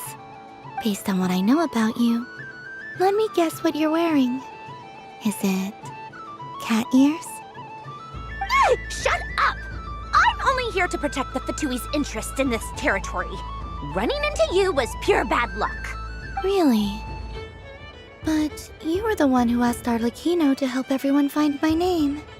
Columbina! Ugh! Just one more word, and I'll unscrew your vocal cords. It's Columbina hyposelenia now. Tell someone who cares.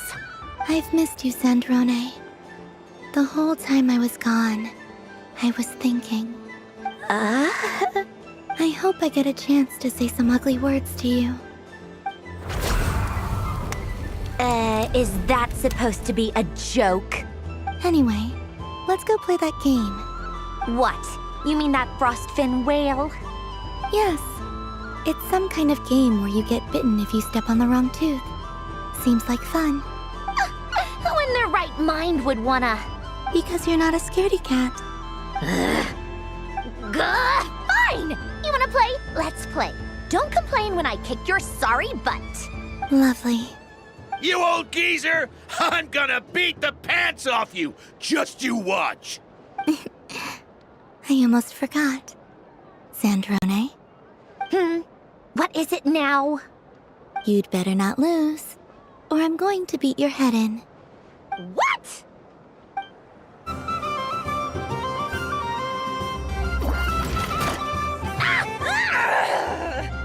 I think you might have picked a bad tooth, Sandrone. Shut it! Do you need any help? It seems like you're stuck.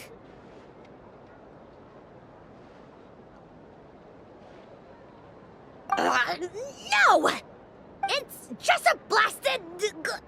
toy! How is its grip this strong? Stop laughing! All right. Well, you lost. So just like I promised... Hey! What are you doing? Are you seriously? Hiya! Why you... Oh, just you wait! Rematch! Are you all right, Sandrone? That was quite a strong bite. Are your clockwork parts? Quit your fussing! I don't need it! All right. I'll go first this time.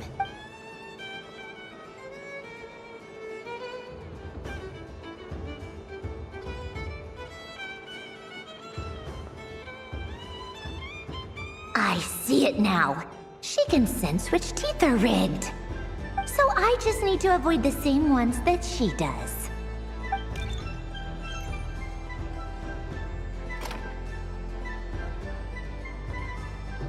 This one... Seems fine. She avoided that one then? Now I've got you. All right, my turn.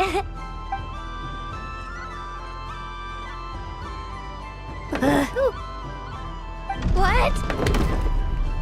Looks like you lost again, Sandrone. Wait! There's more than one bad tooth! Bonk.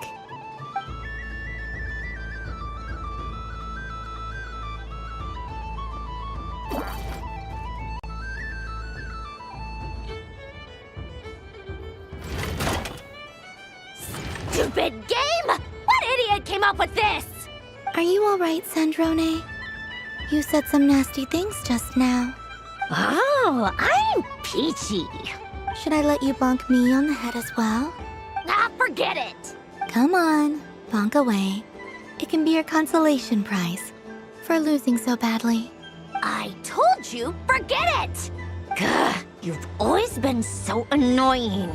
Singing right outside my door, inviting yourself to my tea parties, going AWOL. And now you're off to the moon or something. Of all my days with the Fatui, the times I spent with you, Arlecchino, and Rosaline, they were my favorite. I will not forget them. Just as I shall not forget this moment.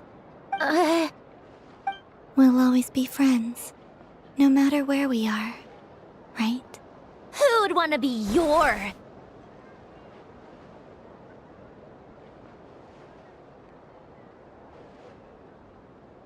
I'll miss you, Sandrone.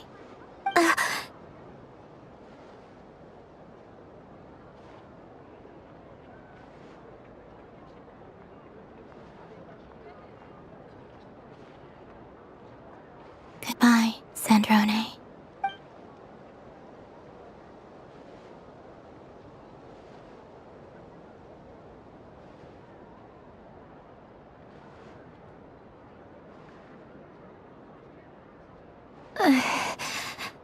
I'll miss you too, Columbina. Sorry, what was that? Ah! Ah! Yeesh! No need to freak out. What's wrong? We've been looking everywhere for you. What do you want? Oh, nice ears. What do you want?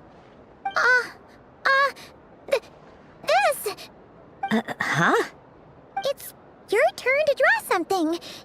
You're one of her friends too, aren't you? Doesn't know how lucky she is. Sorry? Nothing. I'm done. Take it. Oh, that was fast. Oh, and one more thing. Last time we spoke, you mentioned you were interested in the Narcissan Kreuz Ordo's research, remember? There were too many people when we last met, so we didn't get the chance to do this. What are you talking about?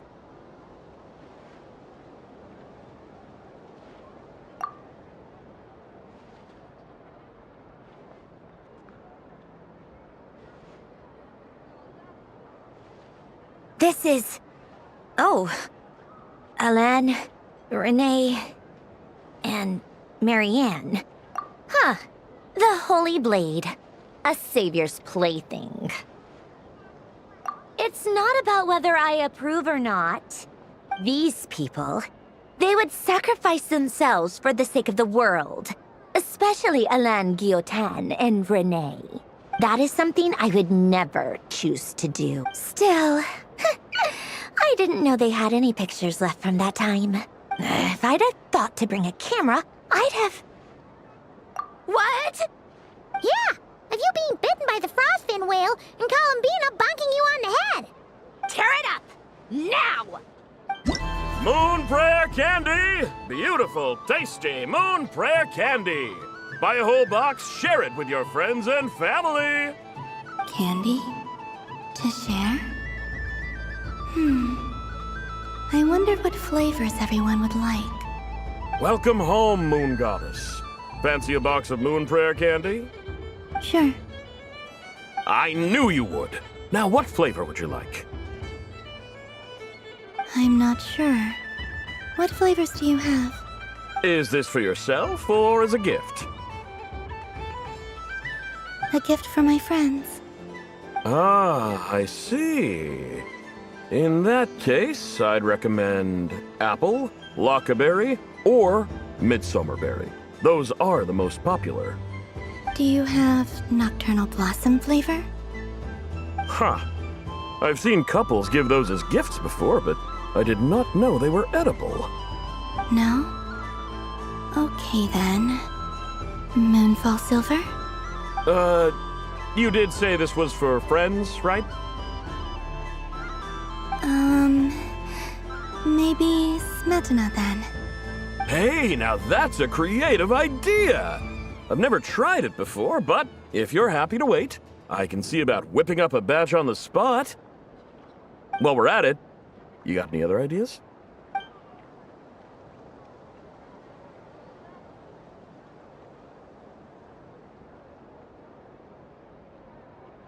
Here you go. Every flavor you asked for is in there.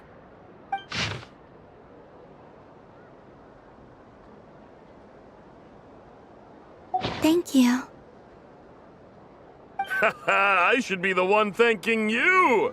You brought me a whole bunch of new business. It's like a genuine blessing from the Moon Goddess. I hope you and your friends have a lovely night.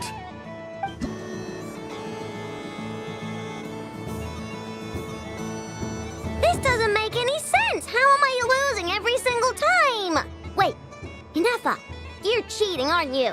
Yeah, that must be it. I am not cheating, Aino. Uh-oh, sounds like Inefa's turning into a big baloney bot. I think it's time for some serious maintenance. Moon Goddess, help me. Miss Columbina, Aino is attempting to cheat. What the? I'm not the cheater! You're the cheater! How dare you throw it back at me?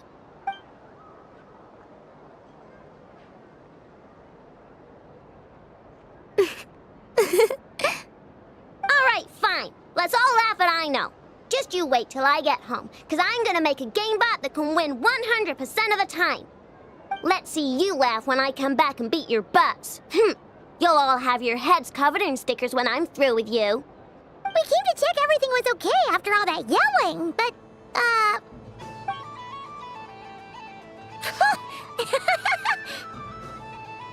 Whatever it is, it sounds like cheating is allowed. Kuhenki concentration. Each player starts with differently colored kuhenki. Each round, they draw one kuhenki from their opponent. When a player has two kuhenki of the same color, they make a pair and can be discarded. Any that can't form a pair must be kept. The round ends when a player can't form any more kuhenki pairs, and that player gets a sticker.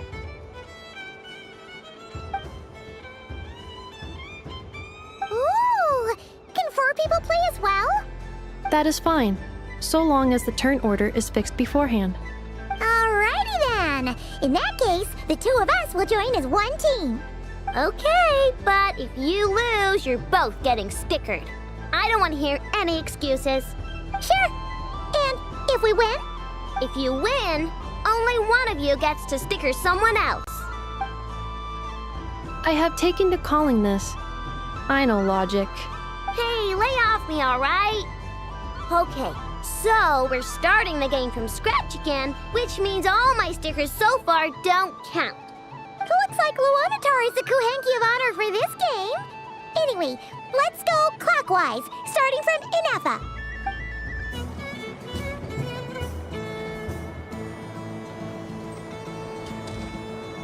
Let me pick a good one. What's it gonna be? You're looking very pleased with yourself there. What happened to being a huge Grumposaurus? I won. Duh.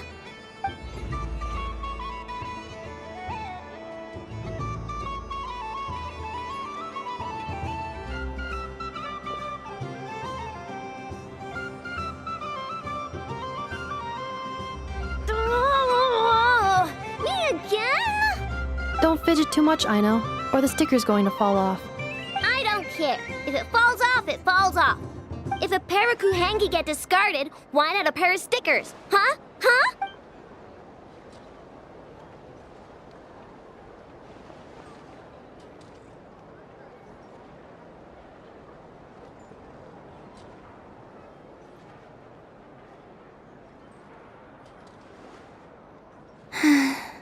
I've lost. Sticker, sticker, sticker!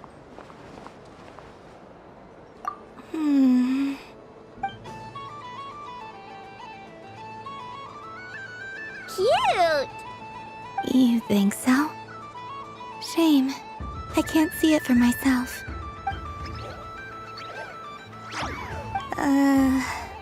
What did Luonatar say? She said it looks so cute that she wants me to lose a few more rounds.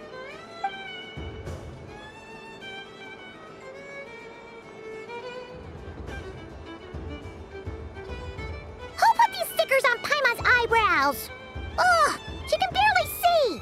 Alright, now, I think we got enough evidence to prove that there's a serious problem here. Yes, I agree as well. The culprit is... Inefa! Culprit? What did I do? Quit acting dumb, Inefa! You're not wriggling your way out of this one. I've been watching you.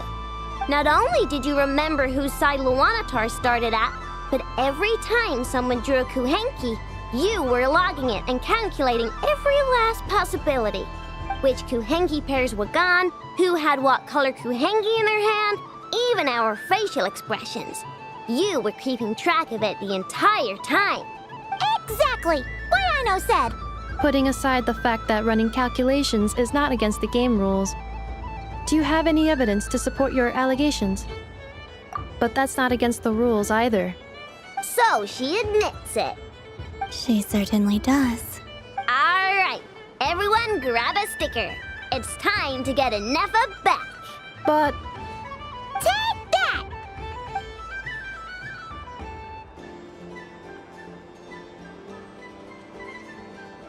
Traveler. Hey there, Kalamina! Are you done checking out the festive amusements already? Are you sure you don't want to look around some more? You might not get another opportunity like this for a while. Right now, what I'd like to do is...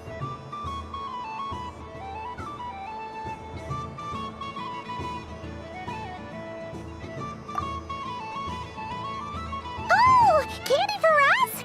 Thanks a bunch, Kalamina. Don't mind if we do. Whoa! This one's intense. But it's so tasty. What about you, Traveler? How does yours taste? Oh, sounds good. I'm drooling now. Are there any more Smatna candies in the box? Yes, I believe so. Okay, gotcha. Let's see. Sure. This one, and yep, this one looks right too. Okay, that's 3. Here we go. 1 per person. It's so sweet.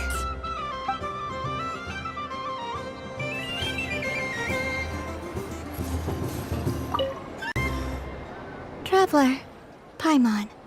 Kalamina! Finished with the festival already?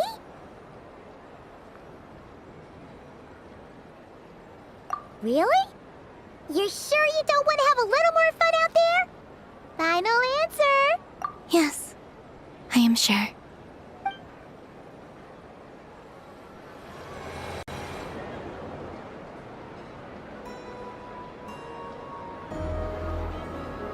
This was the most fun I've ever had on a moon prayer night. Everywhere I went, people were saying, "Welcome home," and there were friends at every turn. I only wish it could last longer than one night. Oh. Yes, you're right. The moon prayer blossoms. Ooh, look! Look! Moon prayer night is here!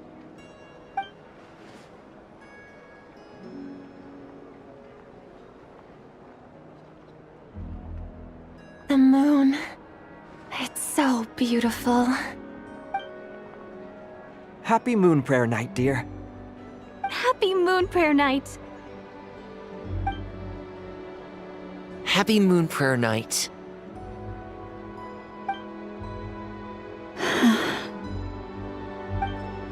Aww.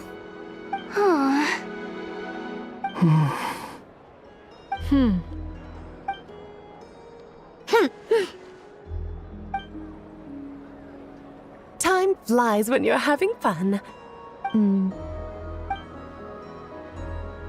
Oh. Looks like the time has come. Kalumbina. You'll be heading off now? Yes, to the ruins you mentioned. And from there, back home to the moon. Wait! I know? At least... Take one of our craft shop's crumcakes up to the moon with you. You know, for a snack. Sure, why not? The Curatorium of Secrets believes in proper farewells. No story should be left without a satisfactory endnote. Never.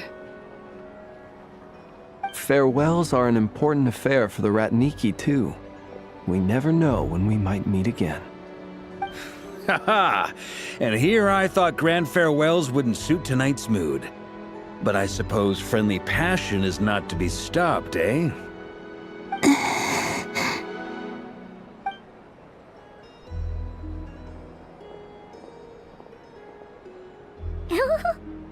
We made a little something for you, Columbina.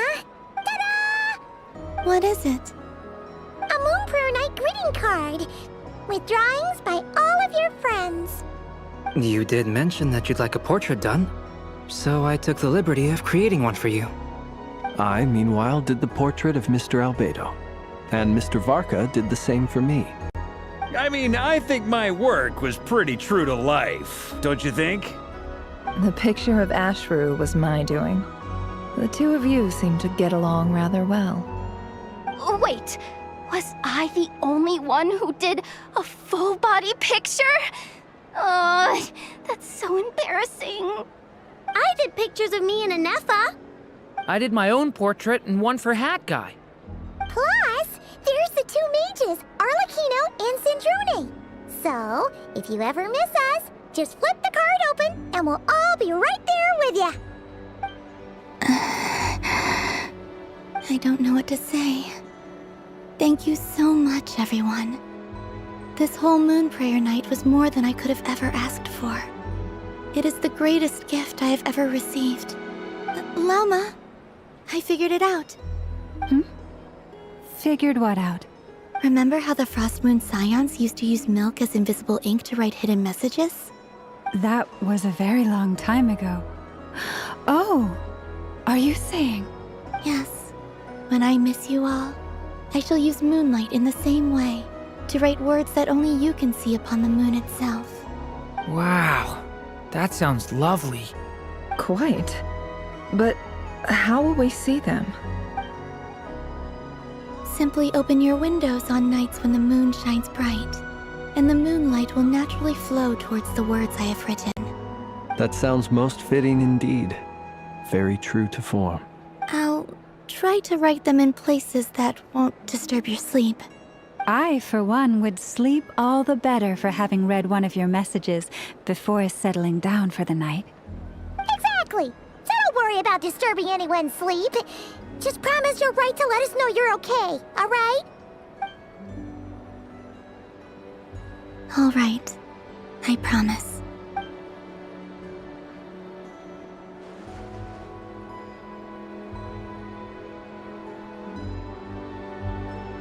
In that case, Columbina.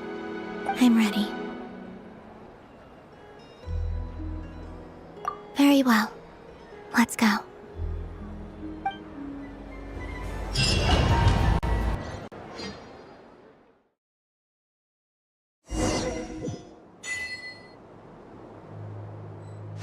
In just a few moments, I will be gone.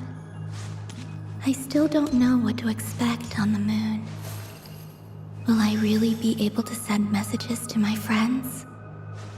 The Kuhenki, the animals of Not Cry. I'll never get to see them again. I wonder where I'll be when the next Moon Prayer Night comes.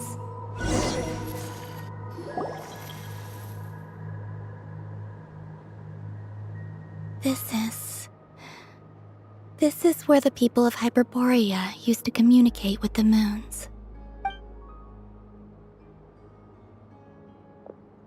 Eternal moon, frost moon, iridescent moon. When the power of all three converge, the gate to the moons shall open. The moon marrows are in position. Only the final step remains. I'm sure Nasha Town is livelier than ever at this moment. Yeah. It's a shame you couldn't be there for it, but it's now or never, right? It's fine. I'm more than happy with this. My last piece of luggage. My only piece of luggage.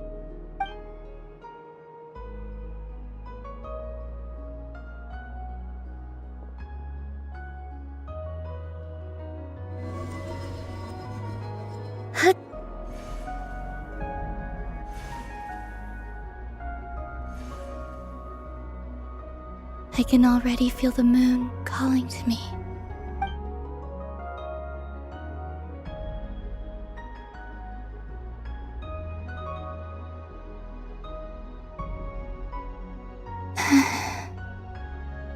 This ray of light will lead you home, Columbina. From now on, we will at last have a reason to pray to the true moon. Columbina, Yes? I'm listening. be sure to come back and see us when you get the chance.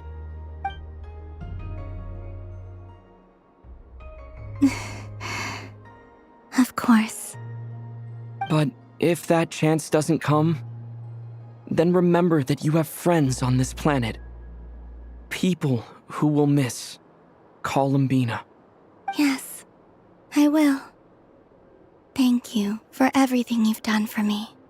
And remember, come night or day, the moonlight shall always connect us.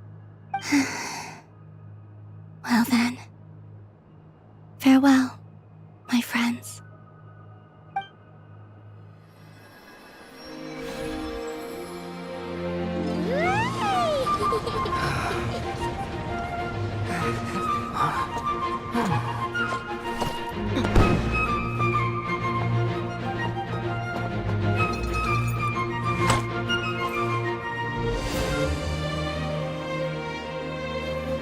Thank you. This was my happiest night in Tevat. Farewell, Columbina.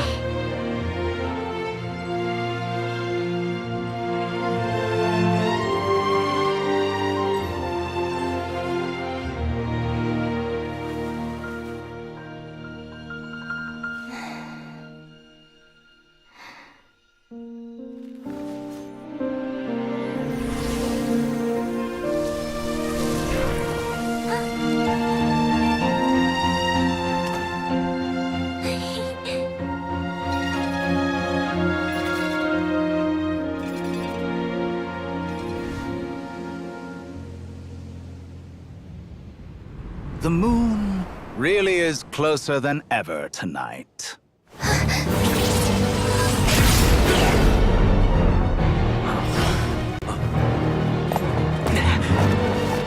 Columbina. All 3 moons in one place. Time for one final experiment. Reason, life, death, time, and space. They all believed I would fail.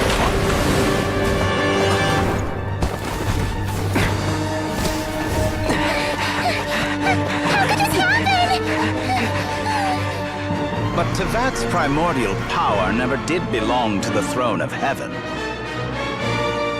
And now, they are mine.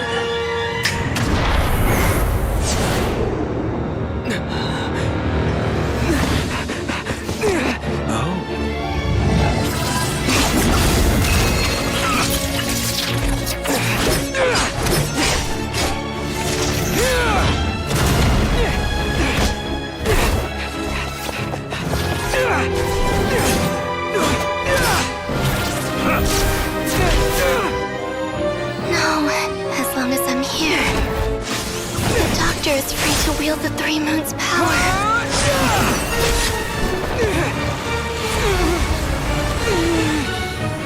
It's the only way.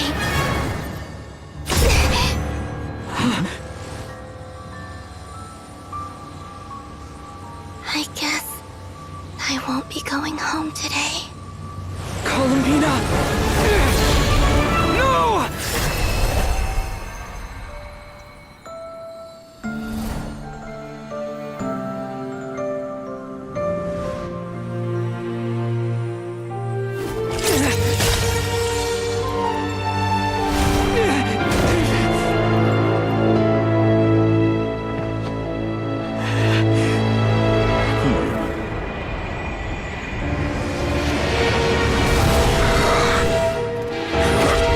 Stubborn world, do not try to control me!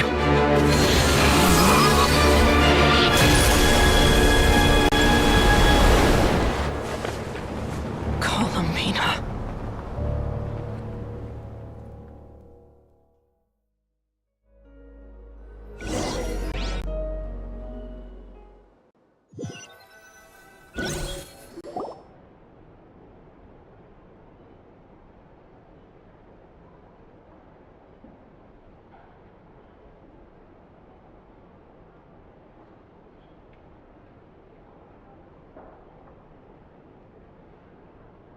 you all right? Do your wounds still hurt? I had someone prepare a little medicine that could prove effective. Take it if you need to. In that case, let me relate the contents of the call we made to Alice after the incident occurred. That Dottore is a crafty one. He distracted the Hexenzirkel by creating a huge fuss at Tevat's borders. I'd assumed that the cause was an abyssal intrusion from the outside world, which in fairness is a rather common occurrence. But after learning that you managed to influence the phantoms in Nordcry, I realized that perhaps this interference could have come from within Tevat instead. But we weren't able to change their fates. True, you couldn't change how their stories ended, but you did build some variables around yourself. Variables? Yes, things you heard that you could not otherwise have learned, ideas that would otherwise have never crossed your mind. All these things are variables. Of course, most variables usually pale into insignificance with the myriad of possibilities floating around. But the moment you start treating them as building blocks and intentionally stacking them, that changes things.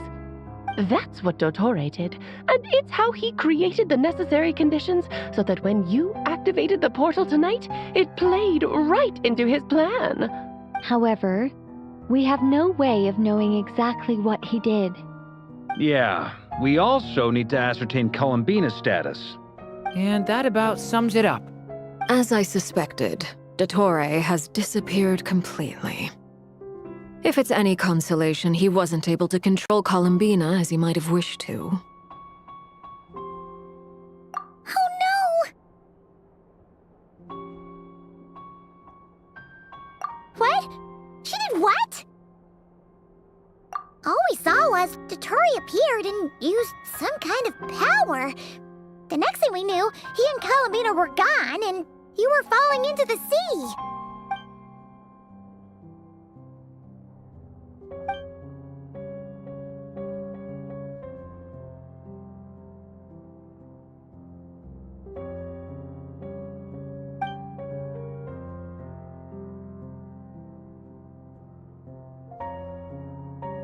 So, Columbina intentionally opened the Moon Gate and escaped into the same mysterious world as Rerir and Thalindis.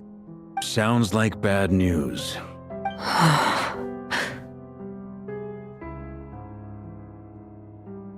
Seen in that way, the Trilunar Syzygy and Rerir's emergence, Dottore might have been pulling the strings in both cases. According to Miss Alice, he is attempting to transcend his destiny and finish an experiment that only a god might complete. An utter lunatic. Wait a sec, where's Hat Guy? Seems like he'd want to be here for this. He took off with the Dodo communication device after we spoke to Alice. He said he had a hunch that he wanted to investigate by himself. The look on his face was terrifying. I've never seen him like that before.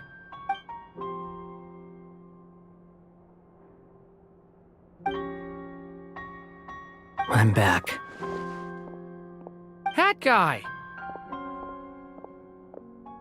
I went to look for the Hyperborean phantoms again. I think I've gotten to the bottom of it. I got them to talk to Nicole on the other end of the communications line.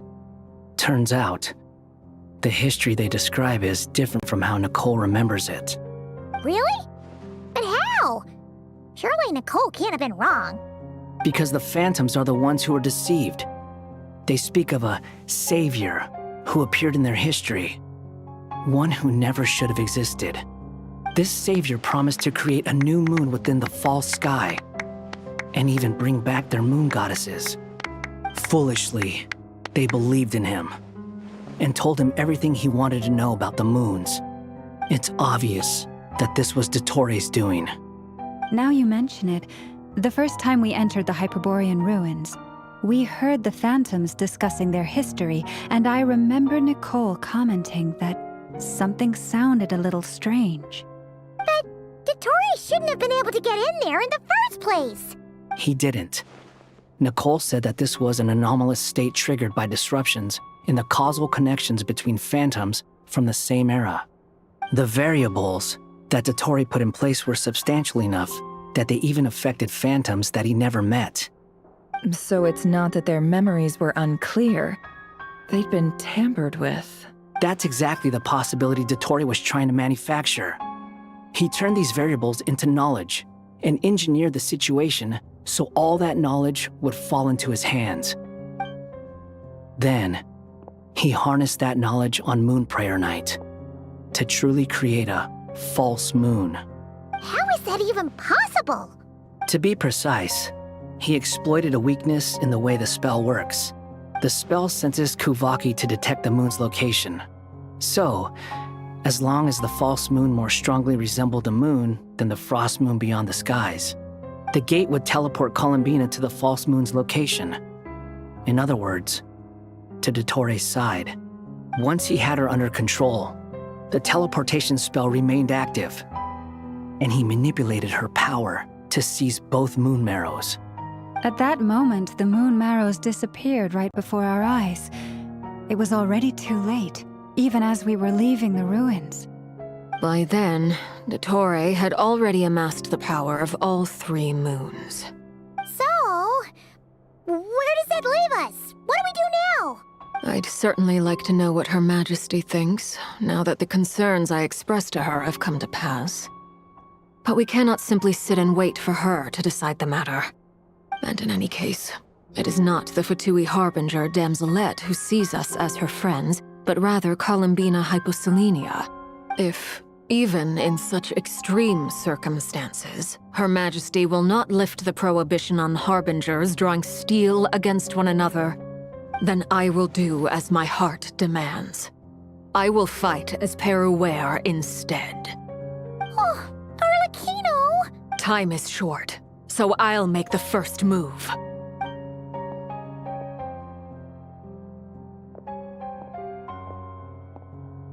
Whew. Even Arlecchino seems to be losing her cool now.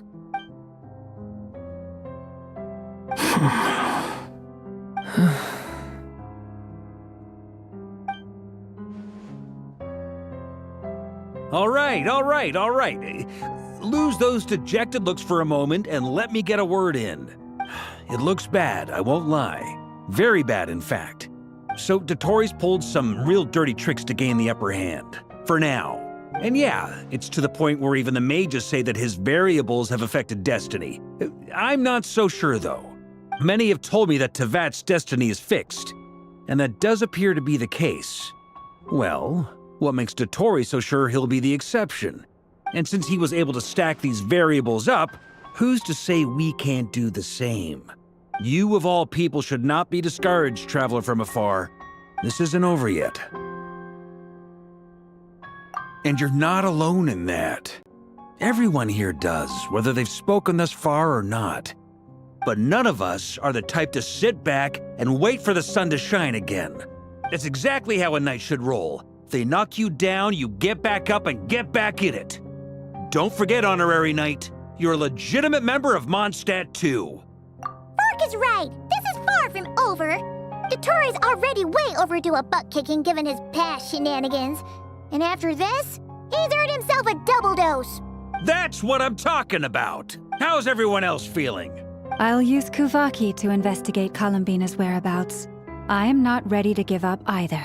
Leave the intel gathering to me. Whatever happens within Nodcry's borders, when the Curatorium of Secrets wants to be in the know, we always find a way. Ano and I will do all we can to support you. We will attempt to reverse engineer Dotori's actions and seek a breakthrough that way. Alice and Nicole are busy dealing with an emergency at Tevat's borders, so they can't return just yet. But they're both very angry about this. They've asked Albedo and me to act on the Hexen Circle's behalf and do everything in our power to fight back against Dotori. Are you ready then? We're going to have to conduct a lot of research, even in the early stages. I'll do my best. As for me, I'm pretty familiar with Dotori's way of doing things, so I can try to predict his next move. I'll help with your investigation. Nice! Looks like we have our basic division of labor. I'll get in touch with Flints and Itlua, get them to have a chat with their Starshiner. It couldn't hurt to bring the Lightkeepers on board as well. At the same time, I'll pass on instructions to the knights present in Nodcry to assist the Lightkeepers and other organizations in ensuring the safety of those living here. Yeah! We'll show him! That's it then. Good luck, everyone.